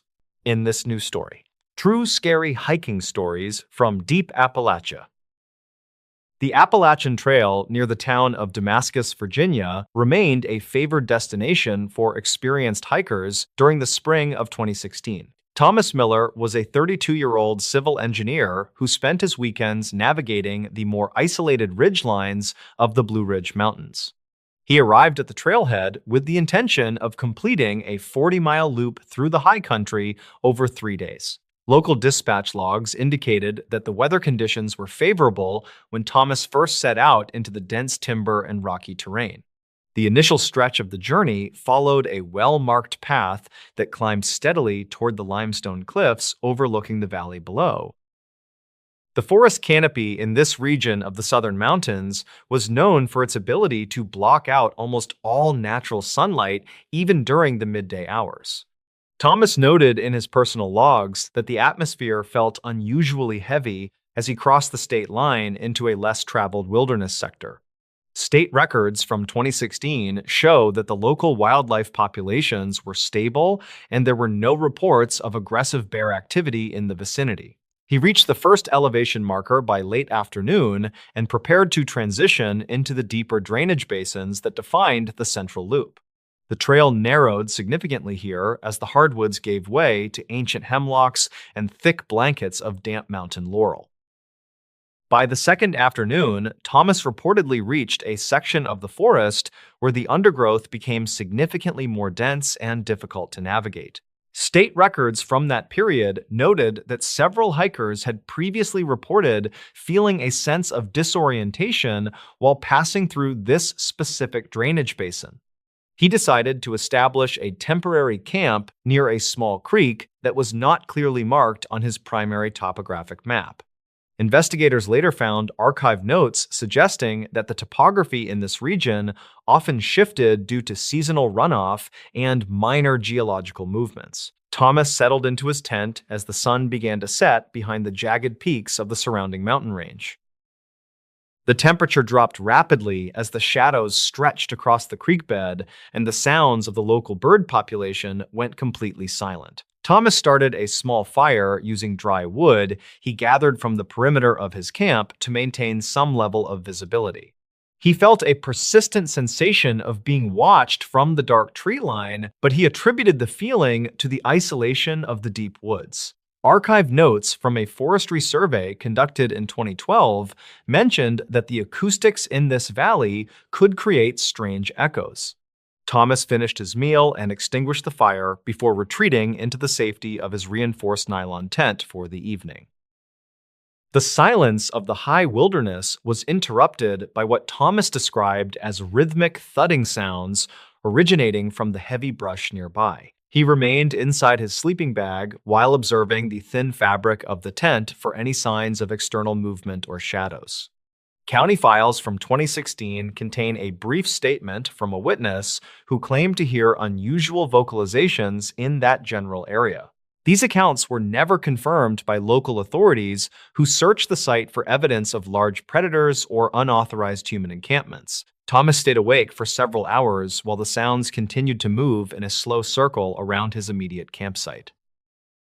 At approximately 2 in the morning, the rhythmic thudding stopped and was replaced by the sound of heavy objects being dragged across the rocky soil. Thomas reached for his flashlight, but he hesitated to turn it on because he did not want to reveal his exact position. The dragging sound moved toward the creek and then circled back toward the rear of the tent where his food bag hung. Dispatch logs from that night showed no other hikers were registered in that specific 5-mile radius of the wilderness area.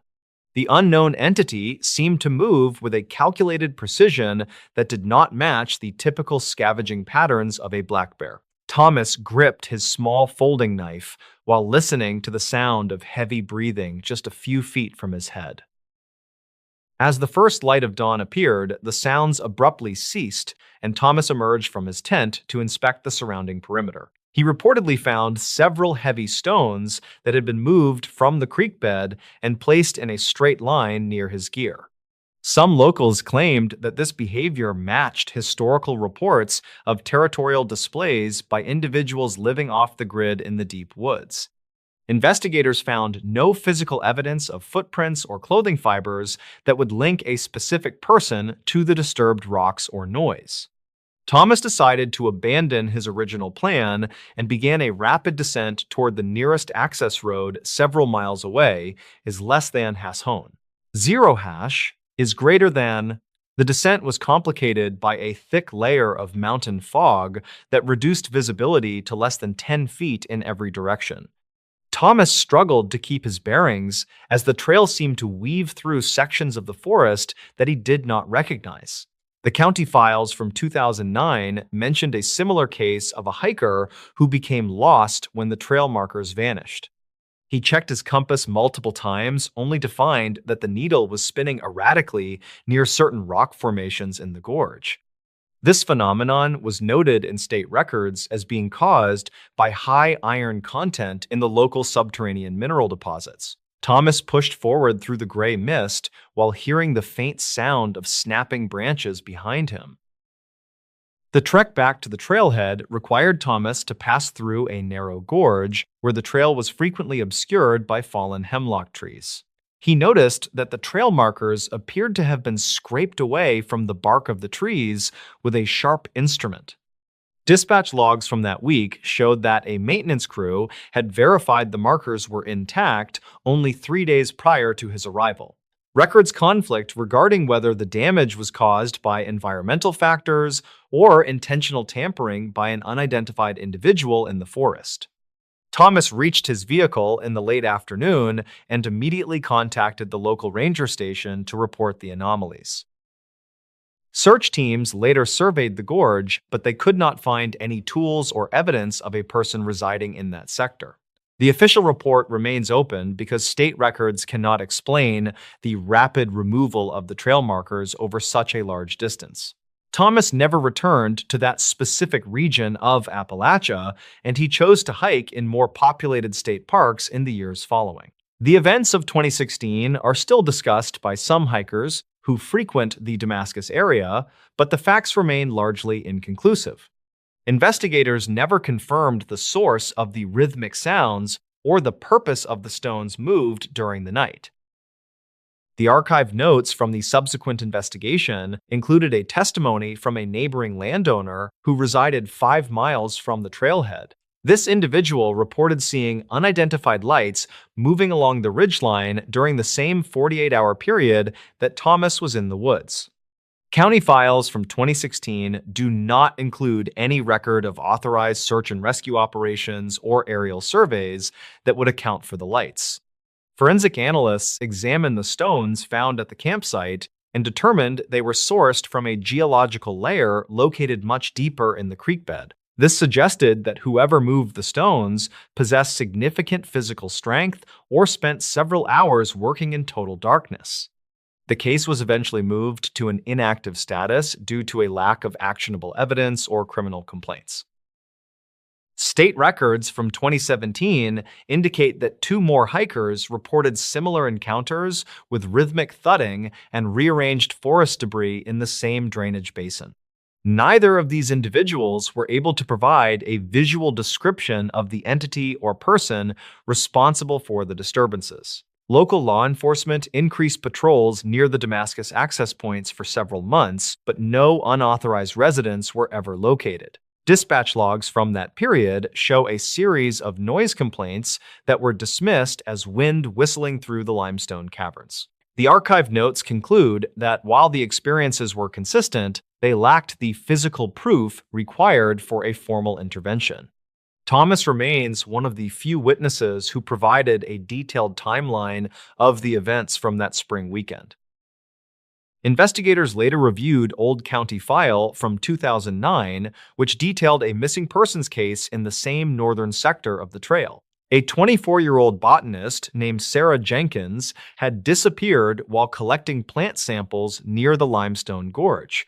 Search and rescue logs from that year indicated that her camp was found completely undisturbed, with all of her gear intact and functional. The only anomaly noted in the state records was a collection of river stones arranged in a geometric pattern inside her tent. Canine units were unable to pick up a scent trail, and the case was eventually labeled as a cold file due to a total lack of physical leads. Thomas noted that the arrangement of stones he found bore a striking resemblance to the descriptions in the archive notes from 2009. Reported sightings of a tall, gaunt figure in the periphery of the woods began to surface in local community forums shortly after the incident with Thomas. These accounts remained largely anecdotal, as no photographic evidence was ever produced to support the claims of the residents. Dispatch logs from 2018 mentioned a series of unexplained thefts from local homesteads involving only heavy iron tools and basic survival supplies. Investigators searched the higher elevations for any signs of a primitive shelter, but the terrain proved too treacherous for a sustained ground operation. Some locals claimed that an individual had been living in the deep caverns beneath the gorge for several decades without detection. These theories were never confirmed by geological surveys, which indicated the cavern systems were mostly inaccessible to human beings. By the winter of 2019, the region was hit by a record-breaking snowstorm that effectively sealed off the Damascus trailhead for several weeks. When the snow melted, local rangers found that a significant portion of the old-growth forest had been marked with the same deep scrapings Thomas reported. County files documented that the scrapings reached heights of nearly 10 feet on some of the larger oak trees in the gorge. This data conflicted with the theory of a typical human vandal, as no ladders or climbing equipment were found in the vicinity. Archived notes from the forestry department suggested that the marks could have been caused by falling ice or wind-blown debris during the intense storm. However, the precision of the marks led many to believe that the cause was intentional and directed toward the existing trail infrastructure. The case remains a point of contention among local historians and wilderness enthusiasts who frequent the southern Appalachian range. State records continue to list the area as a high caution zone for solo hikers due to the persistent history of unexplained mechanical failures and navigational errors. Thomas Miller eventually moved to the Pacific Northwest, where he continued his engineering career, but he reportedly stopped hiking in deep wilderness entirely. He maintained that the sounds he heard in 2016 were not those of a person or an animal he could identify. The mystery of the Damascus Gorge continues to produce occasional reports of rhythmic thudding and rearranged stones to this day. Investigators never confirmed a suspect, and the woods remain as silent and observational as they were during that spring weekend in 2016. In this news story, true scary stories of growing up in Appalachia they never warned us about. The Appalachian mountain range contains thousands of square miles of dense forest and deep valleys that remain largely unexplored today. Many residents of these isolated communities prefer to avoid the high ridges and deep hollows when the sun goes down.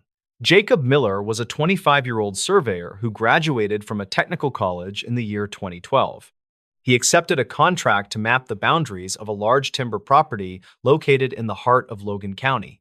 His objective involved placing physical markers every 50 feet to define the limits of a future logging operation site. State records from 2015 indicate that the project was part of a larger economic development plan for the region. The valley known as Black Hollow earned its name because the steep mountain walls blocked the light for most day. Archived notes from the 1920s describe the area as a place where the air remains cold even in July. Jacob drove his heavy truck through several small towns where the locals watched him with a sense of quiet suspicion. He reached the end of a gravel road and parked his vehicle near a rusted gate that was locked shut.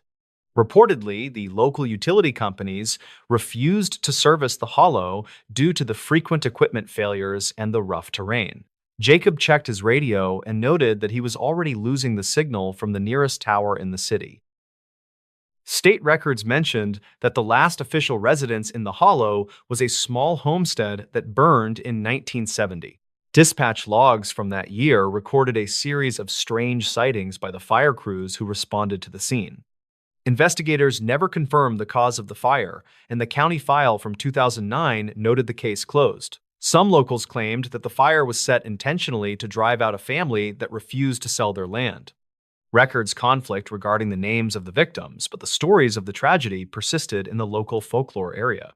Jacob ignored the local legends and focused on the technical requirements of the surveying job he needed to finish today. The hike into the center of the hollow took over 2 hours because the undergrowth was thick with thorny vines. Jacob carried a heavy pack filled with iron pins and a sledgehammer along with his digital GPS tracking device unit. He noticed that the forest was strangely quiet, and even the common birds of West Virginia seemed to be absent. The ground was covered in a thick layer of damp leaves that muffled the sound of his heavy leather boots. He reached the first corner of the property and began searching for the original boundary marker from 1924. He found a rusted piece of metal protruding from the base of a massive oak tree that looked very ancient. Jacob set up his tripod and began the process of verifying the coordinates using the satellite data on his screen. He noticed that his GPS unit was fluctuating wildly and gave him readings that were several hundred feet off target. Reportedly, the geological composition of the Appalachian Mountains can sometimes interfere with electronic signals during the summer months here. He decided to rely on his compass and the physical descriptions found in the old county files for his work. A sudden sound of a heavy branch snapping nearby caused him to pause and reach for the bear spray on belt. He scanned the trees but saw nothing except for the swaying leaves and the shifting shadows of the deep forest. As he moved deeper into the hollow, he stumbled upon the remains of a log structure hidden behind some brush. The cabin was built in the style of the early 1900s with a stone chimney that was mostly collapsed. Archived notes from the Historical Society suggested that this was the site of a failed mining office from 2011. Jacob walked toward the open doorway and saw that the interior was filled with rotted furniture and old rusted cans. He saw a series of strange markings carved into the wooden doorframe that looked like a tally of days. Some locals claimed that a hermit lived in this cabin until his disappearance in the winter of 24. He stepped inside the cabin to escape a sudden downpour of rain that began to fall from the gray sky. The air inside smelled of damp earth and old coal smoke, which felt very oppressive in the small, cramped space. He found a handwritten ledger on the floor that contained names and dates from the year 2009. Dispatch logs from that period mentioned a search for a missing hiker who was last seen near this cabin site. Investigators never confirmed if the ledger belonged to the missing man or a squatter who was living in the woods. Jacob took a photo of the ledger and prepared to leave as the rain began to taper off outside now. A low humming sound began to vibrate through the walls of the cabin and caused Jacob to feel very nauseous. He recognized the sound as an acoustic anomaly often reported in deep valleys where the wind hits the rock faces. County records from 2016 include several testimonies from park rangers who experienced similar physical sensations in the area. Jacob walked back into the clearing and saw that his survey tripod had been knocked over on the wet ground. He was certain that he had been alone in the woods, but the damage to his equipment suggested otherwise today. He carefully inspected the area for tracks, but the damp leaves made it impossible to see any clear footprints there. He heard a sharp whistle coming from the ridge above the cabin that sounded exactly like a human signal call. Jacob shouted a greeting into the forest, but the only response was the rhythmic tapping of wood against a tree. Some archived notes from the regional forestry department mentioned that timber poachers used these signals to communicate with each other. He decided to pack his gear and move toward the secondary survey site located on the eastern slope of hill. The feeling of being watched intensified as he climbed the steep terrain and moved away from the old log cabin. He kept his head down and focused on the path while checking his watch every few minutes to track time. He found a series of deep trenches that were dug into the hillside and lined with heavy pieces of plastic. State records from 2003 mentioned that illegal excavations were common in areas with potential for gold or gems.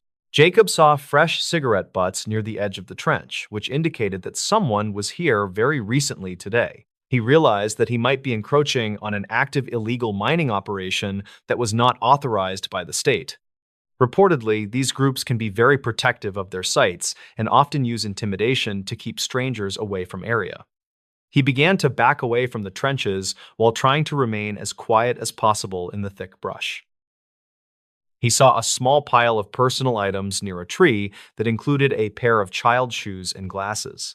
The county file from 2009 mentioned that a family vanished from a nearby campsite without leaving a trace.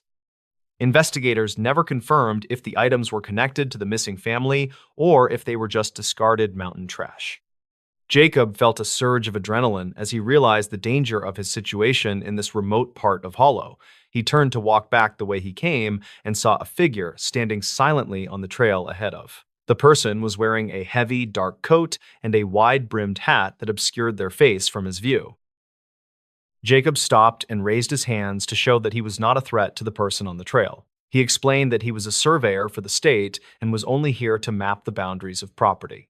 The figure did not respond and simply pointed toward the ridge before turning and walking back into the dense trees. Records conflict regarding the presence of any registered residents in this specific section of the Logan County forest land. Jacob waited for several minutes until he was sure the stranger was gone before he continued down the narrow path. He felt his heart racing in his chest as he realized how isolated he truly was from any outside help. The sun began to drop behind the mountain peaks and cast long and distorted shadows across the forest floor today. Jacob knew that he could not navigate the terrain in the dark and needed to find a safe place soon. He found a small rock overhang that offered some protection from the elements and the wind blowing from the north. He sat with his back against the stone and kept his flashlight off to avoid drawing attention to his location. Some locals claimed that the woods come alive at night, with sounds that have no logical explanation for the people. He heard a series of heavy thuds that sounded like someone was dropping large rocks into the deep valley below. He used his flashlight briefly to check his map and saw a trail that was not listed on any document. Archived notes from the 1950s mentioned a secret road used by moonshiners during the era of the Prohibition laws. He decided to follow the trail in the morning because it appeared to lead directly toward the main highway exit. The sound of a metallic scraping began again and seemed to be coming from the woods directly above his head. Jacob stayed awake for most of the night and listened to the strange noises that echoed through the dark hollow. He felt a deep sense of dread that he could not explain despite his professional training and his personal experience. The first light of dawn revealed a heavy mist that clung to the trees and made visibility very difficult today. Jacob gathered his belongings and started walking down the secret trail while keeping a hand on his heavy survey equipment. He found a rusted metal sign that was nailed to a tree and written in a language he did not. Dispatch logs from 2012 recorded a similar report of a strange sign found by a group of local hikers. Investigators never confirmed the meaning of the sign and suggested it was a prank by some local high school students. Jacob reached a clearing and saw his truck parked in the distance, which gave him a great sense of relief. When he reached his vehicle, he saw that the tires had been slashed and the windshield was smashed with rocks. He checked the interior of the truck and found that nothing was stolen, including his expensive laptop and his radio. Reportedly, the act of vandalism was a clear warning to leave the area and never return to the Black Hollow. He used his satellite phone to call for help and waited for the local police to arrive at his location. State records from 2015 show that the police response was delayed by several hours due to a fallen tree. Jacob sat on the ground and watched the forest with a sense of defeat as the rain began to fall. Two officers from the Logan County Sheriff Department arrived in a heavy four-wheel drive vehicle to help him today. They took a statement from Jacob and examined the damage to his truck with a look of bored and indifference. The county file from 2009 mentioned that vandalism was common in the remote parts of the mountain range. Jacob told them about the cabin and the figure he saw on the trail, but the officers simply shook heads. Some locals claimed that the police were aware of the illegal activities in the hollow, but chose to ignore them. He felt that they were not telling him everything they knew about the history of the Black Hollow and its residents. The survey project was officially suspended by the timber company 2 weeks after Jacob returned to the main office today. State records from 2016 indicate that the land was sold to an anonymous buyer who requested no further maps.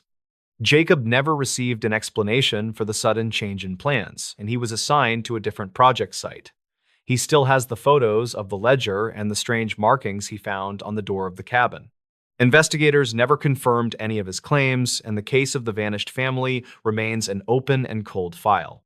He sometimes thinks about the figure on the trail and wonders if they were trying to help or to hurt. Jacob Miller moved out of West Virginia in the year 2017 to work in the flatter terrain of Ohio.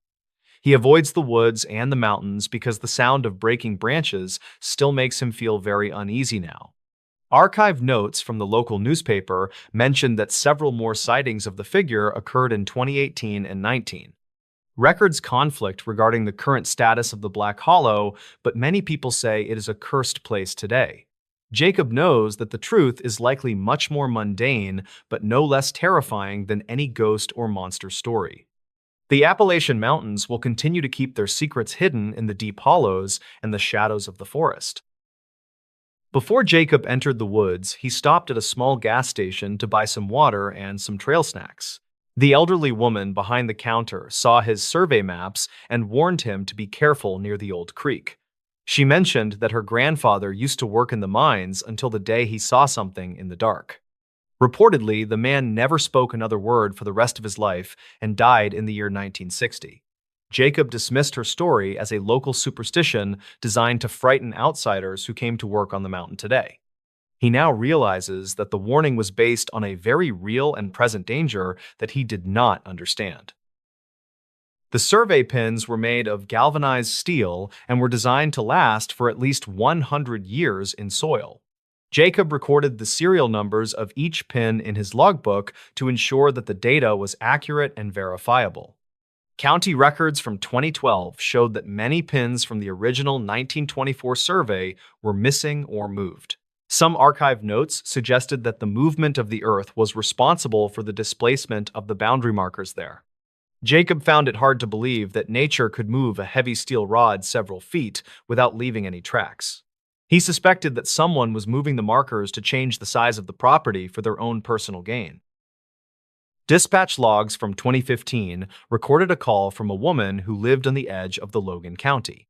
She claimed that her dog would bark at the trees for hours every night until it finally disappeared in June. Investigators never confirmed if a predator was responsible or if the dog had simply run away into the deep woods. Jacob thought about this report as he sat in his truck and waited for the police to arrive at site. He wondered if the figure he saw on the trail had anything to do with the disappearance of the local. The silence of the mountain felt like a heavy weight that was pressing down on his chest and his mind. There are many stories like this one that come from the heart of the Appalachian Mountains every single year now. Most of them are dismissed as urban legends or the result of too much isolation in the deep wilderness areas. State records and county files provide a glimpse into the reality of the events, but they never tell the whole. Jacob Miller still dreams of the metallic scraping sound and the feeling of eyes watching him from the dark trees. He will never return to the Black Hollow, and he advises others to stay away from the deep Appalachian woods. The truth remains hidden in the archives and the memories of the few people who were brave enough to enter. In this news story, West Virginia is not safe after midnight. The mountains of West Virginia are home to vast stretches of forest that many people find beautiful during the daylight hours. However, when the clock strikes 12, the landscape reportedly changes into something that feels entirely different and much more ominous today. Local residents often stay inside their homes because they don't want to encounter the silence that falls over the valleys. State records from 2022 indicate that several travelers vanished without a trace near the edge of the timberland. Investigators never confirmed what happened to these people, but the mystery continues to haunt the people who live in Greenbrier. The dense woods reportedly swallow the sounds of the night and leave only a heavy sense of dread for travelers. 24-year-old Ethan Miller worked as a regional delivery driver for a private logistics firm based in Charleston City. He was tasked with transporting a small crate of medical supplies to a remote clinic near the Monongahela National Forest area. Ethan had driven these routes many times, and he felt confident despite the heavy mist rolling over the dark asphalt. His goal was to complete the drop-off by 1 in the morning so he could return home to sleep. He didn't expect the navigation system to lose signal as he turned onto a narrow gravel path near the county. The trees seemed to lean over the road, and the high beams of his truck barely pierced the gray haze. The truck engine began to sputter and eventually stalled near a cluster of dead oaks that stood like jagged gray teeth. Ethan tried to restart the ignition several times, but the battery appeared to be completely drained for no apparent reason today. He checked his phone and found that the device was frozen on a screen displaying a distorted map of the region. Dispatch logs from that evening show no record of a distress call originating from his specific coordinates at that hour. He stepped out of the cab to check the engine and noticed a metallic scent hanging heavy in the cold air. The silence was absolute until he heard the distinct sound of something heavy moving through the dry leaves nearby tonight. County files from 2022 mention a series of conflicting testimonies regarding the presence of unauthorized camps in the area. Some locals claimed that they saw flickering lights deep in the woods that did not match any known park ranger equipment. Ethan reported seeing a tall figure standing perfectly still about 50 yards away from his stalled truck near the tree line. The figure didn't move or respond when he called out to ask for assistance with his dead vehicle battery today. He retreated into the cab and locked the doors while watching the shape through the cracked glass of his windshield. State police later noted that there were no footprints found in the mud where Ethan claimed the figure stood. The archived notes from the subsequent investigation describe a series of scratches found on the exterior panels of the delivery truck. These marks were vertical and deep enough to penetrate the paint down to the raw metal of the vehicle body tonight. Ethan stayed inside the cab for 4 hours until a passing motorist spotted him and called for emergency roadside assistance units. He told the responding officer that he felt as though he was being watched by multiple sets of eyes tonight. Investigators found several discarded items near the scene, including a rusted lantern and a tattered map from 2019 years. Records conflict regarding who owned those items or how long they had been laying in the tall grass area tonight. 31-year-old Sarah Jennings worked as a senior wildlife biologist for a research group based in Northern Virginia tonight. She was tasked with tracking the migration patterns of black bears across the dense thickets of the Monongahela National Forest. Sarah had spent hundreds of hours alone in the wilderness, and she felt comfortable navigating the steep terrain after sunset. Her goal was to retrieve data from 3 remote motion cameras that were located near a secluded creek bed tonight. She didn't expect the temperature to drop so rapidly as the heavy fog began to settle over the valley floor. The visibility decreased until she could only see a few feet in front of her high-powered tactical flashlight beam. State records from 2023 indicate that Sarah was reported missing by her colleagues after failing to check in tonight. Dispatch logs show that a search team was sent to her last known coordinates near the edge of the creek. Investigators reportedly found her research equipment scattered across the mossy ground, but her heavy winter coat was missing from sight. Some locals claimed that they heard a low humming sound echoing through the trees during the early morning hours tonight. State police never confirmed if the sound was related to the disappearance or if it was just a natural occurrence. Archived notes from the county file suggest that the area has a long history of unexplained electronic interference signals. A 52-year-old local sheriff named David Vance joined the search effort during the second night of the operation. He had lived in Greenbrier County his entire life, and he knew every ridge and hollow in the vast forest. David was tasked with interviewing residents of a small mountain community that lived near the northern border of the park. He wanted to determine if anyone had seen a lone woman walking along the high ridges after the sunset. He didn't expect to find a group of older residents who refused to leave their homes until the sun rose. They told the sheriff that the shadows in the forest reportedly behave in ways that do not follow physics. The county file from 2009 contains a detailed report about a similar incident that occurred in the same location. A group of hikers claimed that their compasses began to spin wildly while they were resting near the ancient rock today. They reported that the air became so thick that it felt like they were walking through water instead of mountain. Dispatch logs from that period show that the hikers were found huddled together in a small cave 3 miles away. Investigators never confirmed what caused the sudden disorientation or why the hikers had abandoned their heavy backpacks in the woods. Records conflict on whether the hikers were under the influence of any substances during their time in the wilderness area. State records from 2024 describe a discovery made by a hunter who was tracking a deer near the ridge. The hunter found a pair of hiking boots that were neatly placed on top of a large flat river stone today. These boots were identified as belonging to a man who had vanished from a nearby campsite in 2021 years. County files indicate that the laces were tied in a complex knot that the original owner did not know how. Some locals claimed that the boots appeared as though they had never been worn in the mud or the rain. Investigators never confirmed how the items remained in such perfect condition after spending 3 years in the harsh mountain. 47-year-old Thomas Reed was a land surveyor for a utility company in the city of Huntington tonight. He was tasked with mapping out a new power line corridor through the rugged terrain of Fayette County in October. Thomas had worked in the field for 2 decades, and he was known for his meticulous attention to every detail. He didn't expect to find a series of rusted iron stakes that were driven into the ground in a circle. Dispatch logs from 2023 show that he called his supervisor to report a strange feeling of being watched.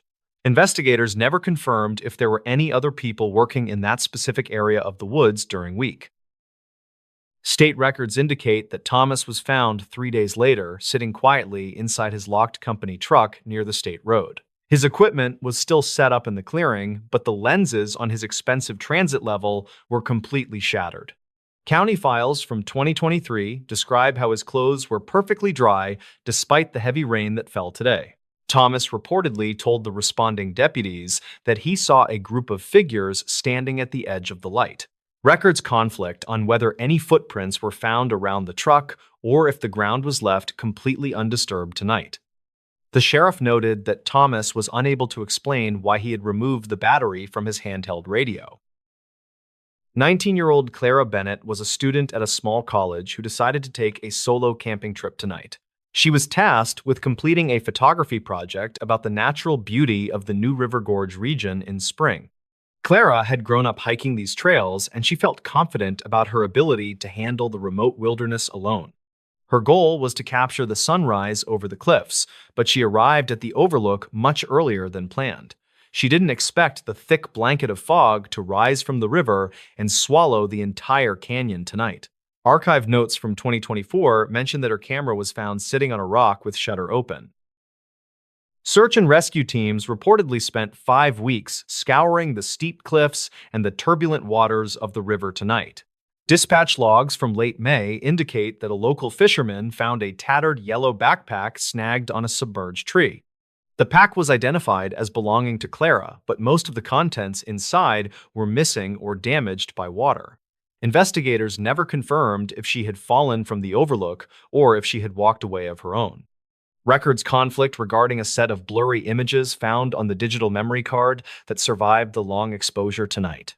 Some locals claimed they saw a young woman walking along the highway, but the sightings were never officially verified. 68-year-old Elias Vance was a retired coal miner who spent his mornings fishing at the Plum Lake. He was tasked with managing a small cabin that belonged to his family for over 3 generations in the mountains. Elias had lived through many harsh winters, and he was not a man who was easily frightened by the woods. He didn't expect to find his heavy wooden front door standing wide open when he returned from the lake. State records from 2023 indicate that there was no sign of a forced entry into the cabin. County files mention that his bed was neatly made, but all of his shoes were missing from the closet. Dispatch logs show that a neighbor called for a welfare check after noticing that Elias had not started his stove. When the deputy arrived, he found a half-eaten meal on the table, and the television was still playing softly. Investigators reportedly found a trail of bare footprints leading away from the cabin and into the thickest part of forest. These tracks were unusual because they were spaced very far apart, as if the person was running at full speed. Records conflict on whether the footprints belonged to Elias or if another person had been present at the cabin. State police never confirmed if they found any evidence of a struggle inside the home or in the yard. 35-year-old Officer James Miller was a state trooper who was patrolling a desolate stretch of Route 9. He was tasked with monitoring traffic near the border of the National Forest on a cold night in November tonight. James had served in the military, and he was a disciplined observer of his surroundings during his long night shift. He didn't expect to see a vintage car from the 1950s parked on the shoulder of the road. The vehicle appeared to be in pristine condition, and the engine was still warm to the touch of his. Dispatch logs from 2024 show that the license plate did not exist in any modern state database records. James reportedly walked toward the driver's side window, but he found that the interior of the car was completely empty. He checked the trunk and found a collection of old newspapers from 2009 that looked brand new tonight. State records indicate that the trooper returned to his patrol car to request backup, but his radio only produced static. Investigators never confirmed what happened to the vintage vehicle because it had vanished by the time the backup arrived. Records conflict on whether the dashcam footage showed the car or just an empty patch of the dark highway. Some locals claimed that the stretch of road was known for temporal anomalies that confused many of the older residents. Archived notes from a county file from 2009 describe a discovery made by a group of land surveyors. They were tasked with surveying a remote valley that had not been visited by humans for over 50 years tonight. The team found a small village of wooden cabins that were perfectly preserved beneath the canopy of the forest floor. They didn't expect to find the interiors of the buildings looking as though the occupants had just stepped out today. Tables were set with plates, and the wood stoves were still filled with ash from a fire long ago. State records indicate that there is no official record of a settlement ever existing in that specific remote location tonight. Some locals claim that the village belonged to a group of people who wanted to live away from society. Investigators never confirmed the identities of the former residents because they found no personal documents or letters in the cabins. Dispatch logs from 2023 show that a team of archaeologists was sent to examine the site today. They reported that the architecture did not match any known style from the Appalachian region during the 19th century. Records conflict on whether the village was built recently or if it had been standing for hundreds of years tonight. State records show that the site was mysteriously destroyed by a forest fire 2 weeks after the discovery. 42-year-old Dr. Helena Eris was a geologist who was studying the unique rock formations in the region. She was tasked with collecting samples from a deep limestone cavern that was discovered near the town of Romney today. Helena was an experienced climber, and she felt comfortable working in the dark and cramped spaces of the underground world. She didn't expect to find a series of rhythmic tapping sounds coming from deeper within the unexplored cave system. Her goal was to map the primary chamber, but she found herself drawn toward a narrow tunnel in the back. Archived notes from 2024 mentioned that her safety line was found cut with a very sharp tool. Rescue divers reportedly searched the flooded sections of the cavern for 12 days without finding any sign of the doctor. Dispatch logs from late October indicate that a team of cave experts found her helmet near a pool. The light on the helmet was still shining, and the battery was nearly full when they found the item. Investigators never confirmed how she could have disappeared from a chamber with only one way in and one out. Records conflict regarding a recording found on her handheld device that captured several minutes of heavy and irregular breathing. State records show that the cave was permanently sealed with concrete following the conclusion of the unsuccessful search effort. In this news story, Washington's small-town horror stories that locals never talk about. Sultan Washington remains a quiet region where the dense evergreens often hide the heavy morning mist in the early fall. Local residents usually avoid discussing the specific events that occurred near the edge of the Skycomish River during 2015. Records from the county sheriff indicate that several calls regarding unexplained activity originated from a single remote property that year. Investigators reportedly found the circumstances surrounding the inhabitants to be highly irregular based on the available dispatch logs from then. The following account details the documented experiences of 3 individuals who encountered something they simply could not easily explain. 32-year-old Mark Miller worked as a local timber surveyor who spent most of his days deep within the woods. He lived in a modest cabin with his younger brother David, who was 24 and worked as a seasonal mechanic. Their friend Sarah joined them during the autumn months to help renovate the aging structure before the harsh winter arrived. The group intended to finish the exterior repairs quickly so they could enjoy the isolation of the Washington wilderness. State records show that Mark had lived in the area for nearly a decade without reporting any significant safety issues.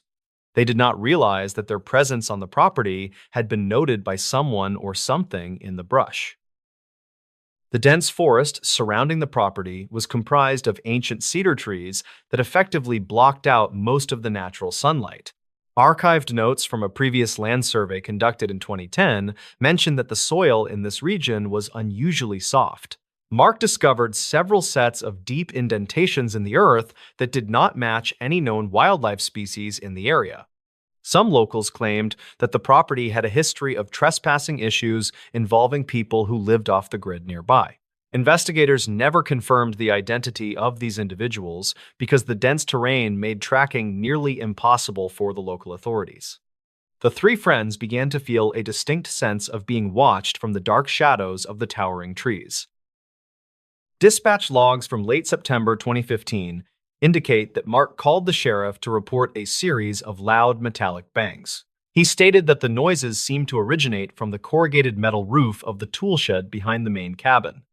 David reportedly inspected the area with a high-powered spotlight, but he saw no one standing in the immediate vicinity. A county file from 2009 describes similar reports of vandalism that were never solved by the responding patrol officers. Sarah noted in her personal journal that the atmosphere on the property had changed from peaceful to something quite oppressive. They decided to install several motion-activated lights around the perimeter to ensure their safety during the long and dark nights. State records from October 2015 showed that the local power grid experienced several unexplained surges, specifically in the Sultan area. Sarah reportedly found that all of the heavy kitchen appliances had been moved several inches away from the wooden walls. She told the investigators that she heard the sound of slow breathing coming from the other side of her door. Records conflict regarding whether there were any signs of forced entry found by the officers who arrived later that evening. Some locals claimed that the cabin was built on top of an old mining shaft that created strange acoustic effects. The group became increasingly paranoid as they realized that their physical environment was being subtly altered by an unknown force. Archive notes from the county coroner mention a discovery of several dead animals that were arranged in a perfect circle. Mark found these remains near the edge of the clearing where he usually parked his heavy-duty timber hauling truck. Investigators never confirmed if the animals had been killed by a predator or if they were placed there by someone. The county file from 2009 mentions that a previous resident had reported finding similar patterns in the high grass. David reportedly began to suffer from severe sleep deprivation because he heard the sound of footsteps on the porch every night. He described the noise as a heavy dragging sound that lasted for several minutes before fading away into the deep woods. Dispatch logs from November 2015 record a second call regarding a security breach in the lower level of the cabin. David reportedly found the heavy iron padlock on the cellar door had been snapped off with a pair of bolt cutters. He told the deputy that nothing appeared to be missing from the storage area despite the door being left wide open. State records indicate that the officers found no fingerprints on the metal surface of the lock or the door handle itself. Some locals claimed that a group of transients was known to use the abandoned mining tunnels for shelter during the winter. Investigators never confirmed this theory because no one was ever located in the subterranean passages beneath the Sultan Forest area. Sarah reportedly captured a single grainy photograph of a figure standing near the tree line during the early hours of the morning. The image shows a tall and thin shape that appears to be wearing a dark hooded coat with no visible face. Archived notes from the sheriff department state that the photograph was too blurry to provide any useful evidence for a search. Records conflict on whether the figure was a physical person or simply a trick of the light among the tall trees. Mark decided to board up the lower windows of the cabin to prevent anyone from looking inside during the night. The three friends stopped leaving the house after the sun went down because the feeling of being hunted became too intense. The final entry in the county file from 2015 describes a massive disturbance that occurred on the 3rd of December.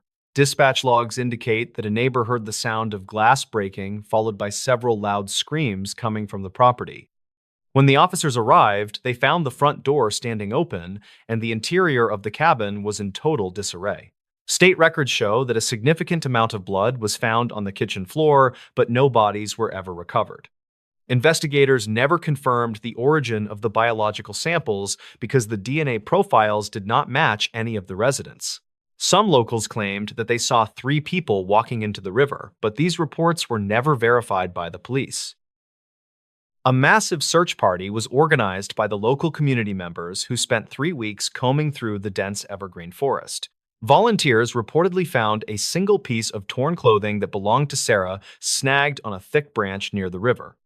State records indicate that the search was eventually called off due to the arrival of a severe winter storm that year.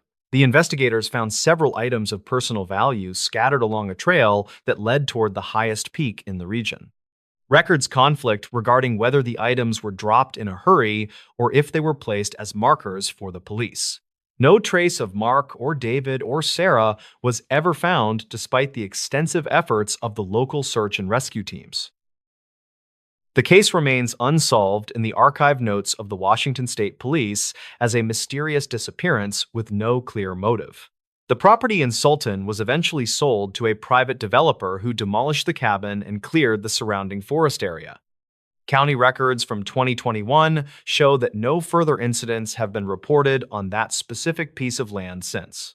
People who live in the region still avoid the area near the Skycomish River when the heavy morning mist rolls in. They reportedly believe that some secrets are better left buried in the soft soil of the deep and dark Washington woods. The true fate of the 3 residents remains one of the greatest mysteries in the history of the small town. In this new story, the Cumberland wilderness went silent, then we heard it. The dense forests of the Cumberland Gap hold a history of strange occurrences that the local authorities rarely discuss. Gideon Thorne had spent nearly 30 years patrolling the deep woods of the Cumberland wilderness near the quiet Kentucky border. The summer of 1997 was the hottest season on record, and the local wildlife had grown very restless. Gideon was 48 years old, and he oversaw a small team of rangers who focused on the southern ridges. His job required him to manage the safety of hikers who often underestimated the complexity of the ancient limestone caves. He carried a heavy radio and a notebook filled with the coordinates of every hidden spring in his large sector. A wildlife researcher named Beckett Sterling arrived at the ranger station during the first week of August to study birds.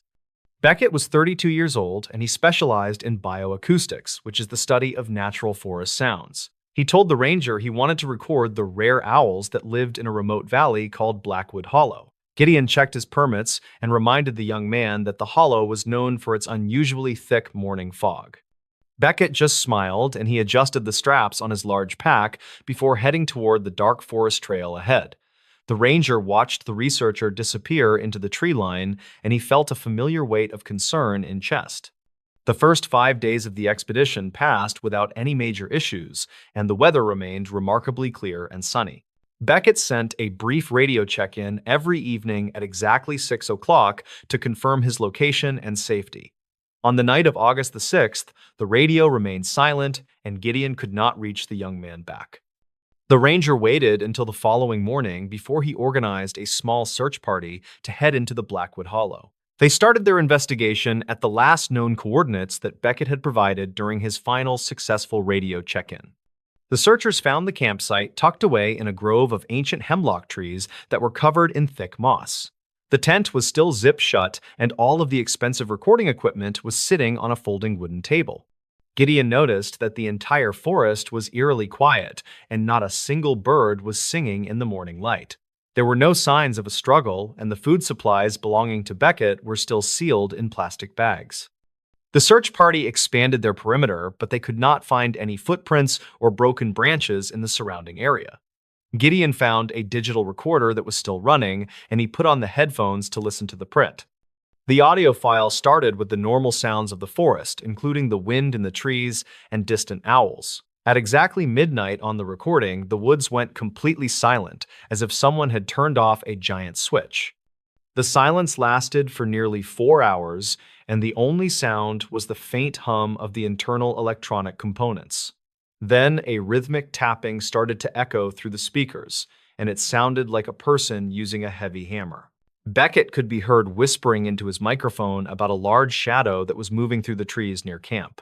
He described a figure that was at least 8 feet tall, and it moved without making any sound on leaves.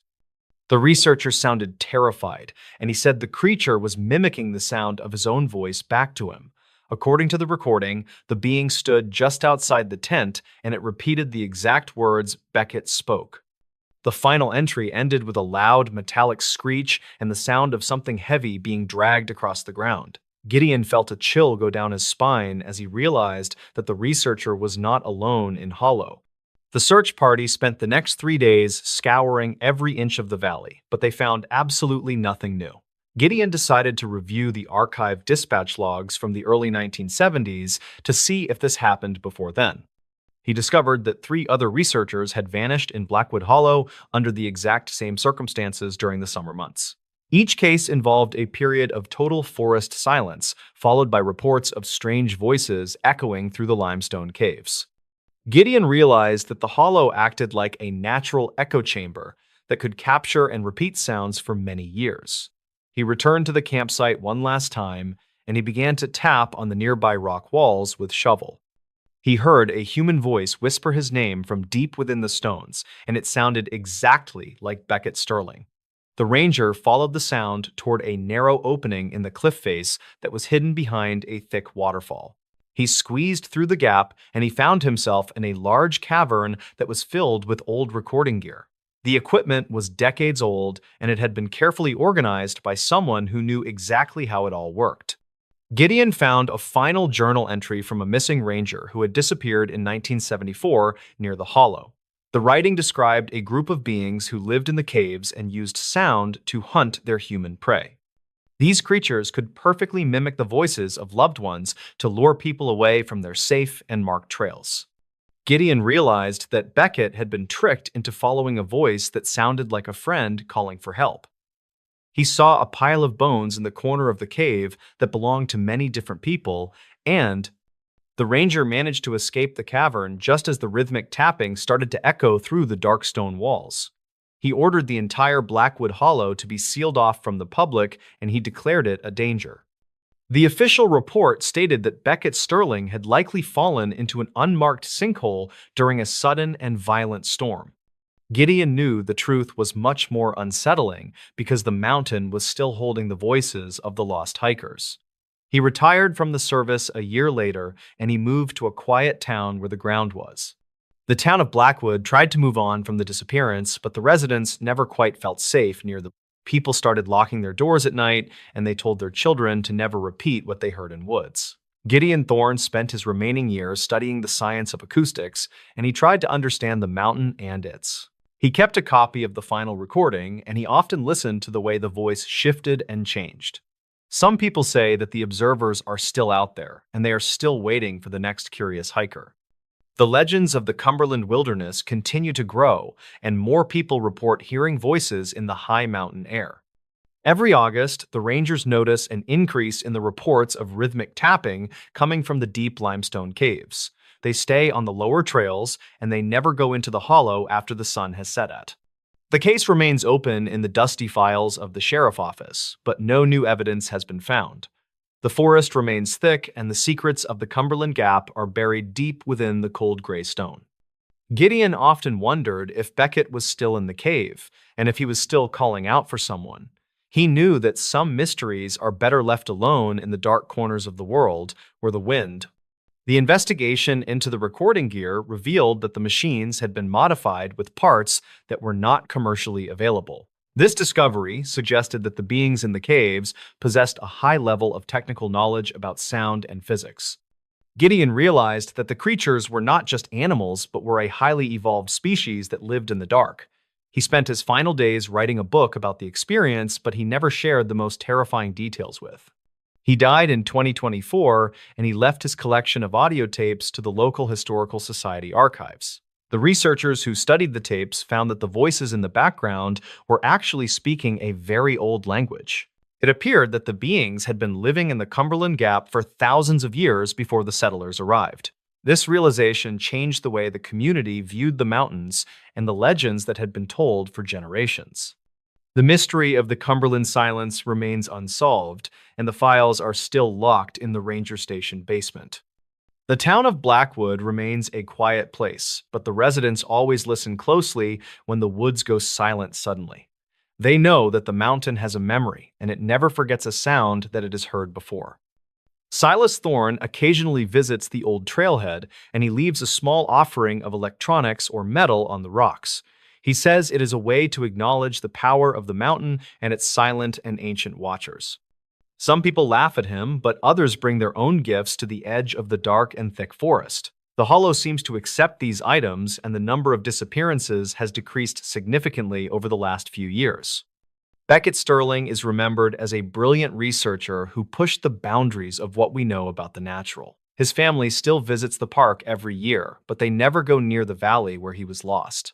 They stand on the high ridges, and they listen to the wind blowing through the trees of the Cumberland. Sometimes they hear a faint voice on the breeze, but they know better than to follow the sound into. The Appalachian Mountains continue to stand tall, and they keep their secrets hidden beneath the canopy of the green trees. The story of the silent wilderness is a reminder that we are only temporary guests in an ancient world. Gideon Thorne once wrote that the woods do not belong to us, but to the sounds that live within. Every October, the people look at the mountains and they remember the night the Cumberland wilderness went completely and eerily. The final recording Gideon made before he left the service was a simple description of the silence in the forest. He said that the silence was not an absence of sound, but a presence that felt very heavy and dark. He believed that the mountain was a living record of every scream and every laugh that had ever happened. This theory was never proven, but it remains a popular topic among the local hunters and the forest rangers. The tapes from the hollow are now stored in a specialized vault to prevent any unauthorized people from listening. Many people have tried to find the entrance to the hidden cavern, but the cliffs have shifted over the years. It seems as though the mountain has moved the path to protect its secret from the people who live.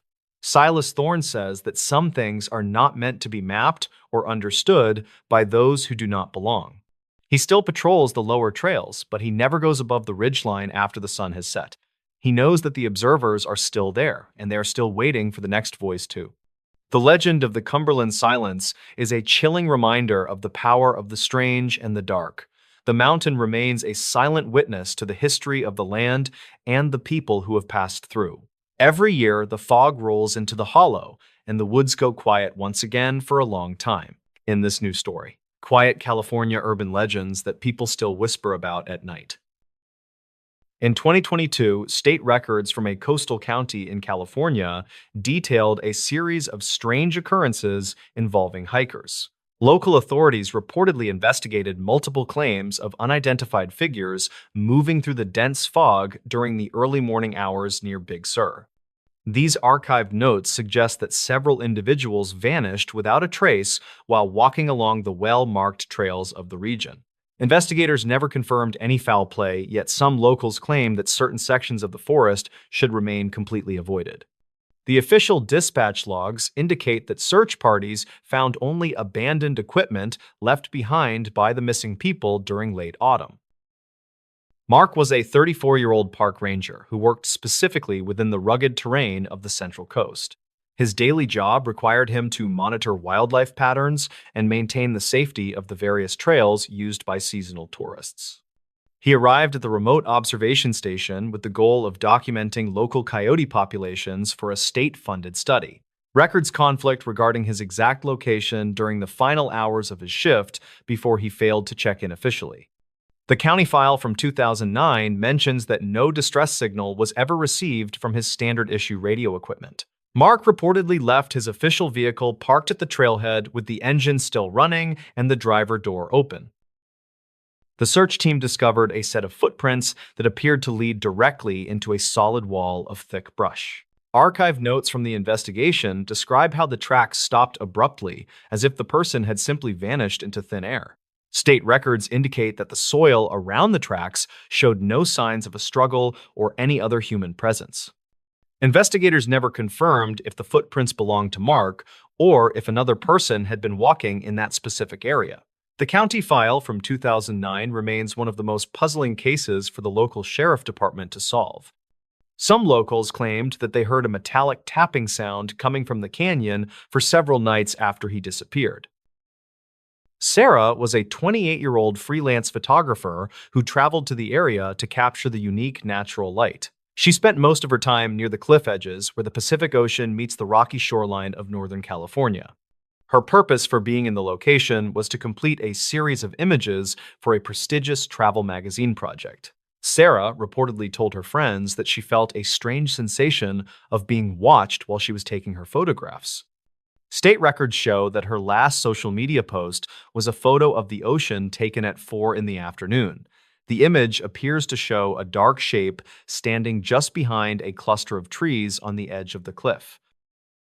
Dispatch logs reveal that several residents called the police to report a woman screaming near the beach that same evening. Investigators never confirmed the source of the screams, and they found no evidence of any person being in distress there. Archived notes describe how her car was found, with the keys still in the ignition and her wallet on the seat. Some locals claimed that the coastal fog can play tricks on the ears and make the wind sound like human voices. State records from 2023 indicate that a commercial diver found a small piece of blue fabric near the rocks. This fabric reportedly matched the color of the jacket Sarah was wearing on the day that she was last seen alive. The small-town residents often speak about a third individual named David, who was a 40-year-old local historian. David spent many years collecting old maps of the Sierra Nevada mountains to find the location of the lost village. The county file from 2009 includes a map that he had hand-drawn with several red circles on it. State records show that he purchased a large amount of survival gear just 2 days before he left for his trip. Some locals claimed that David believed the lost village was protected by people who did not want to be found. Investigators never confirmed if he reached his destination, but they found his empty tent near a remote mountain stream. Archived notes mention that the tent was torn from the inside as if something was trying to get out quickly. A local rancher reportedly told the sheriff that he saw a group of men dressed in dark clothing near the stream. Dispatch logs from 2015 indicate that the rancher was considered a reliable witness by the local authorities at the time. State records show that the men were never identified and they seem to have no connection to the nearby towns. Records conflict regarding whether the men were carrying tools or if they were simply walking through the dense forest area. Investigators never confirmed if these men were related to the disappearance of David or the other missing hikers in California.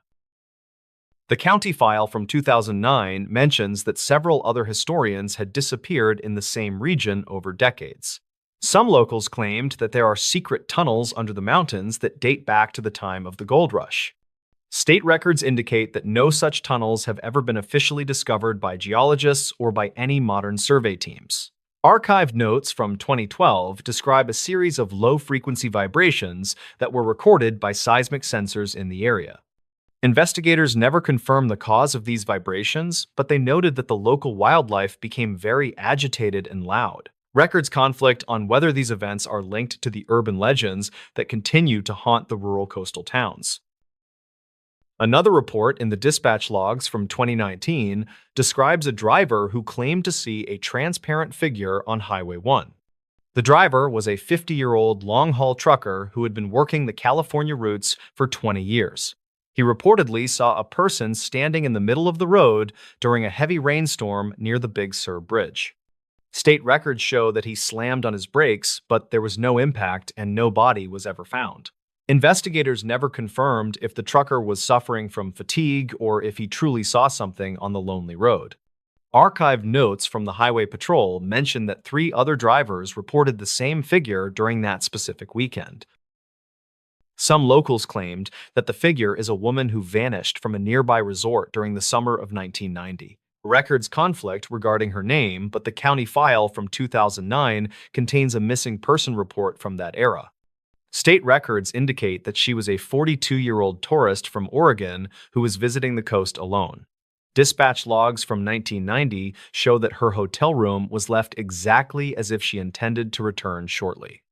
Investigators never confirmed any leads in her case, and the file was eventually moved to the cold case department for review. The archive notes mention that her footprints were found leading away from the resort and into the deep ocean water. In 2021, a group of researchers found a set of old keys buried in the sand near the cliffs. The county file from 2009 lists these keys as a possible match for a car owned by David.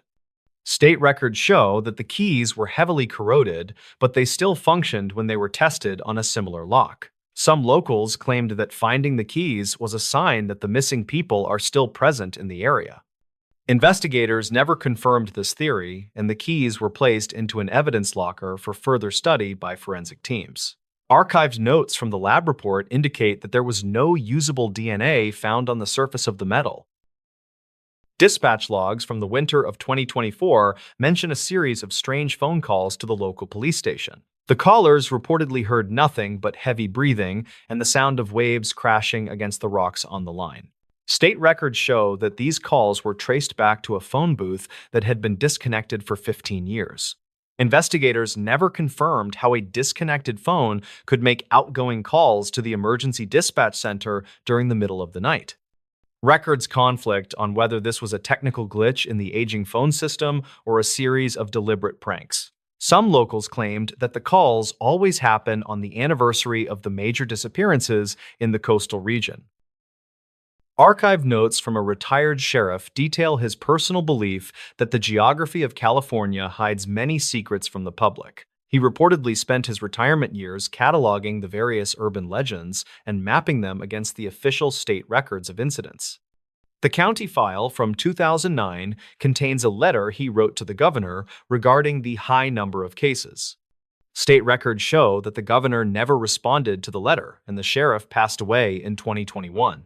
Investigators never confirmed if his research had any merit or if he was simply an old man with too much time.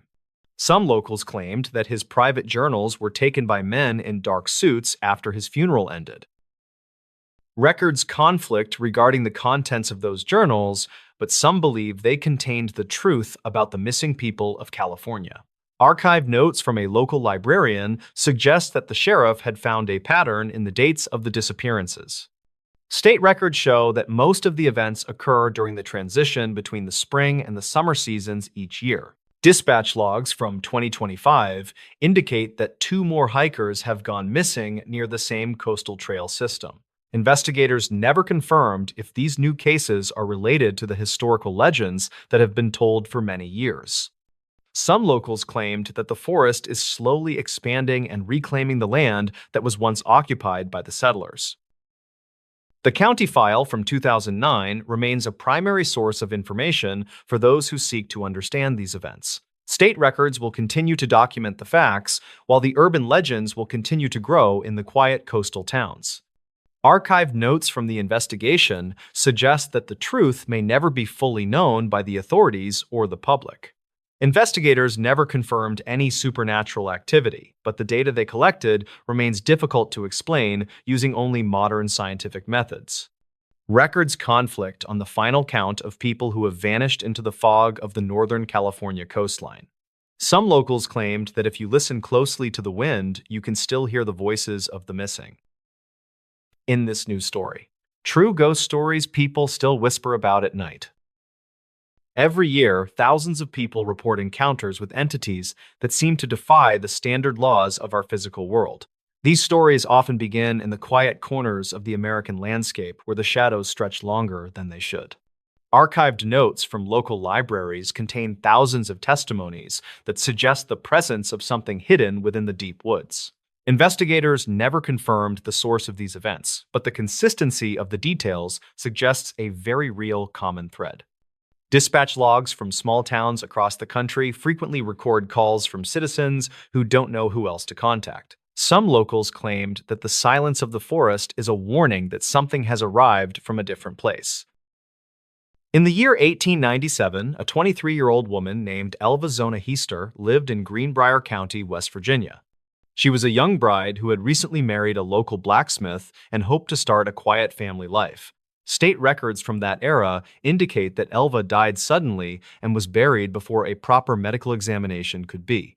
Reports suggest that her mother claimed the ghost of Elva appeared for 4 consecutive nights to describe a violent struggle. Investigators never confirmed the physical appearance of a spirit, but they did agree to exhume the body for a trial.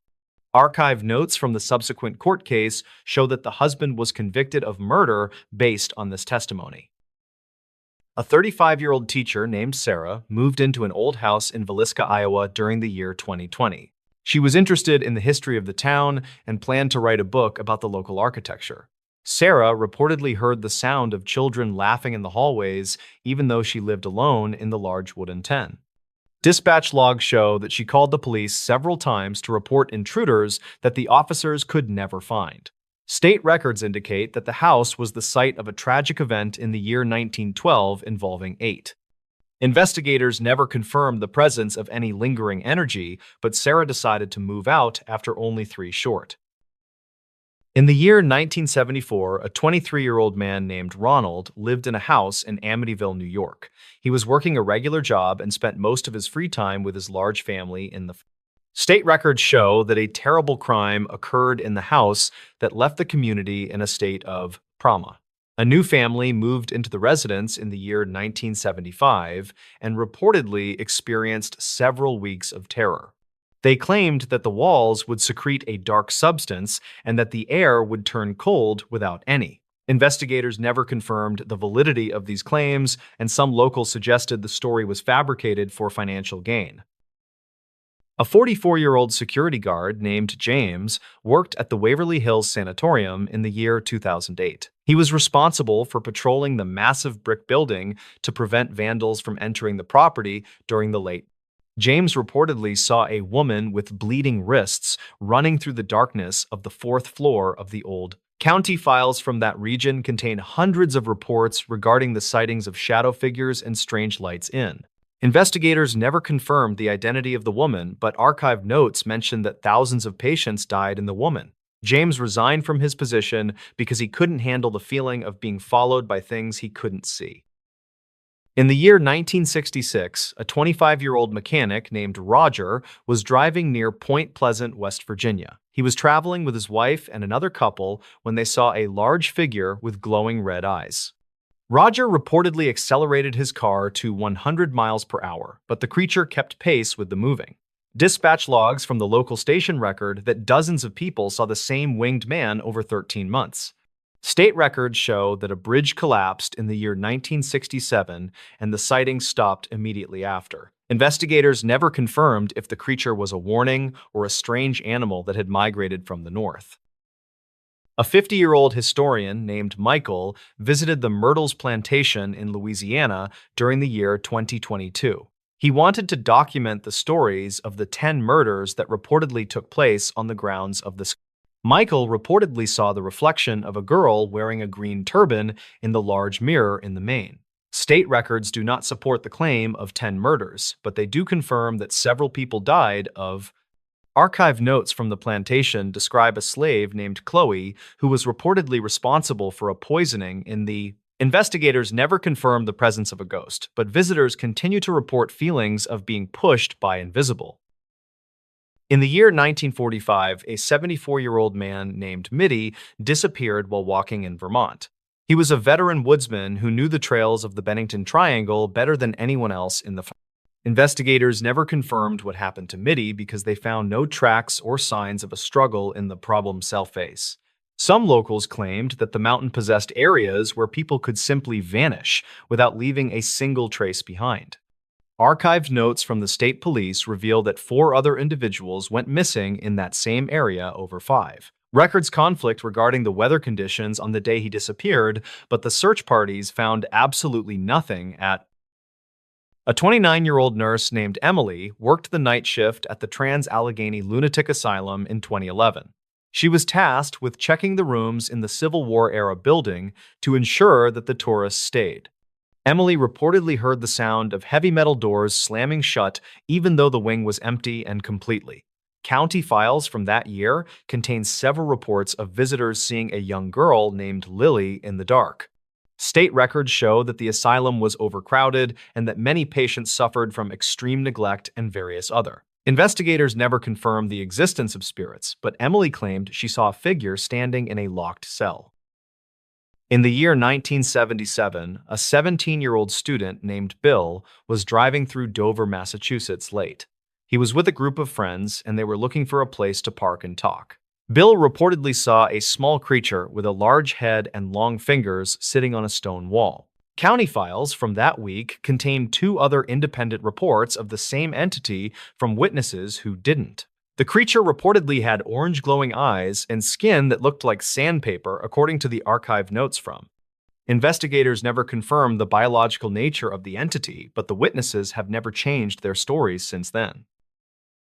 A 38-year-old park ranger named David was patrolling the Gettysburg battlefield in the year 2012.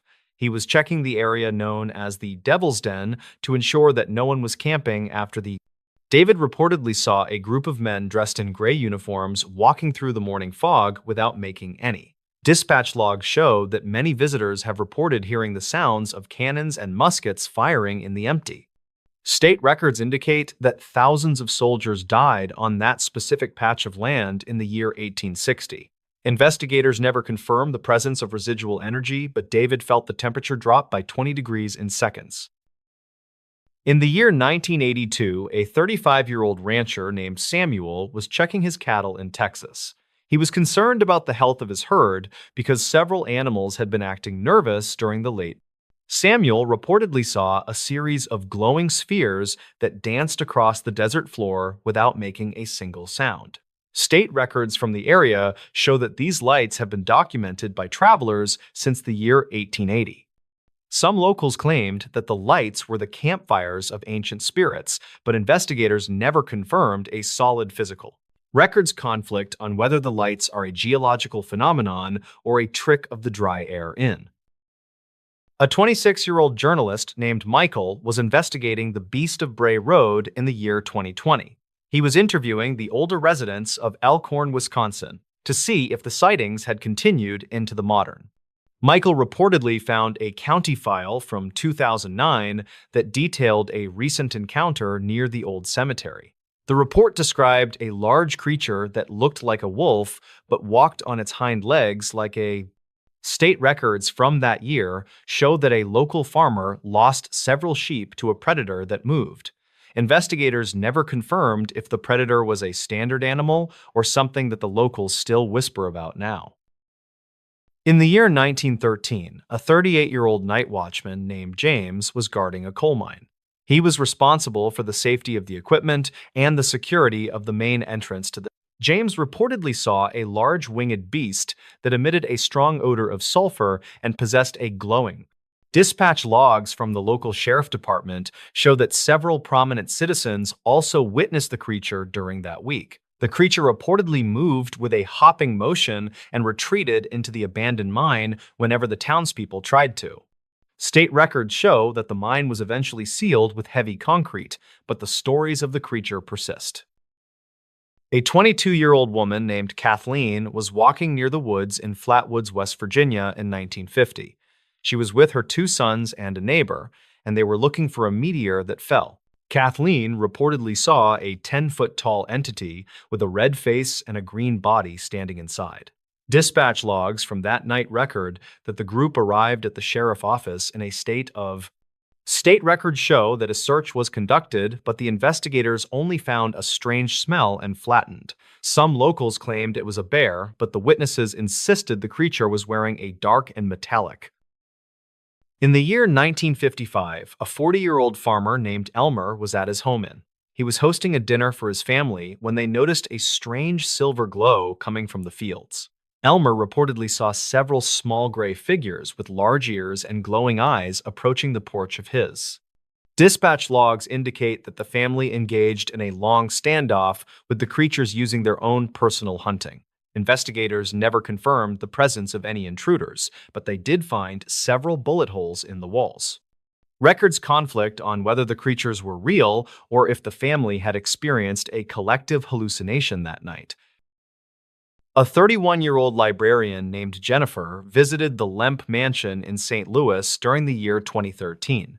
She was researching the history of the family and wanted to see the building where they lived, and Jennifer reportedly felt a hand touch her shoulder while she was standing in the empty dining room of the estate. Records confirm that 4 members of the Lemp family committed suicide within the walls of the large stone. Archived notes from the current staff mention that the attic is the site of most of the unusual. Investigators never confirmed the presence of spirits, but Jennifer saw a glass move across a table without being touched. In the year 1994, a 52-year-old researcher named Terry bought a ranch in Utah. He wanted to raise high-quality cattle, but he soon discovered that the land was home to strange events.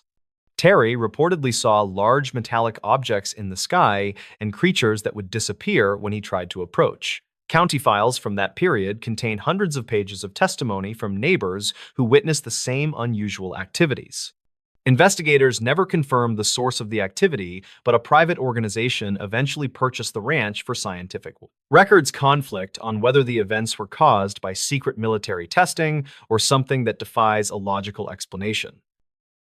A 45-year-old deputy named Mark Thompson served the county during the year 2014. His primary duty involved patrolling the back roads to ensure the safety of the residents living in the back. Mark reportedly encountered a large, dark shape sitting in the middle of the road during a heavy rain. He stopped his cruiser and activated the spotlight, but the object moved into the brush with incredible speed, and dispatch logs indicate that Mark requested backup because he felt the situation had become unpredictable and potentially very. No further sightings occurred that night, and the deputy resigned from his position within 3 months of the event. The world is full of stories that remind us how little we actually know about the environment we inhabit. Every county file and archived note provides a small piece of a puzzle that we may never truly. Investigators continue to look for answers while the residents of these small towns continue to watch the dark. Some locals claimed that the truth is hidden in plain sight, while others believe it is better left.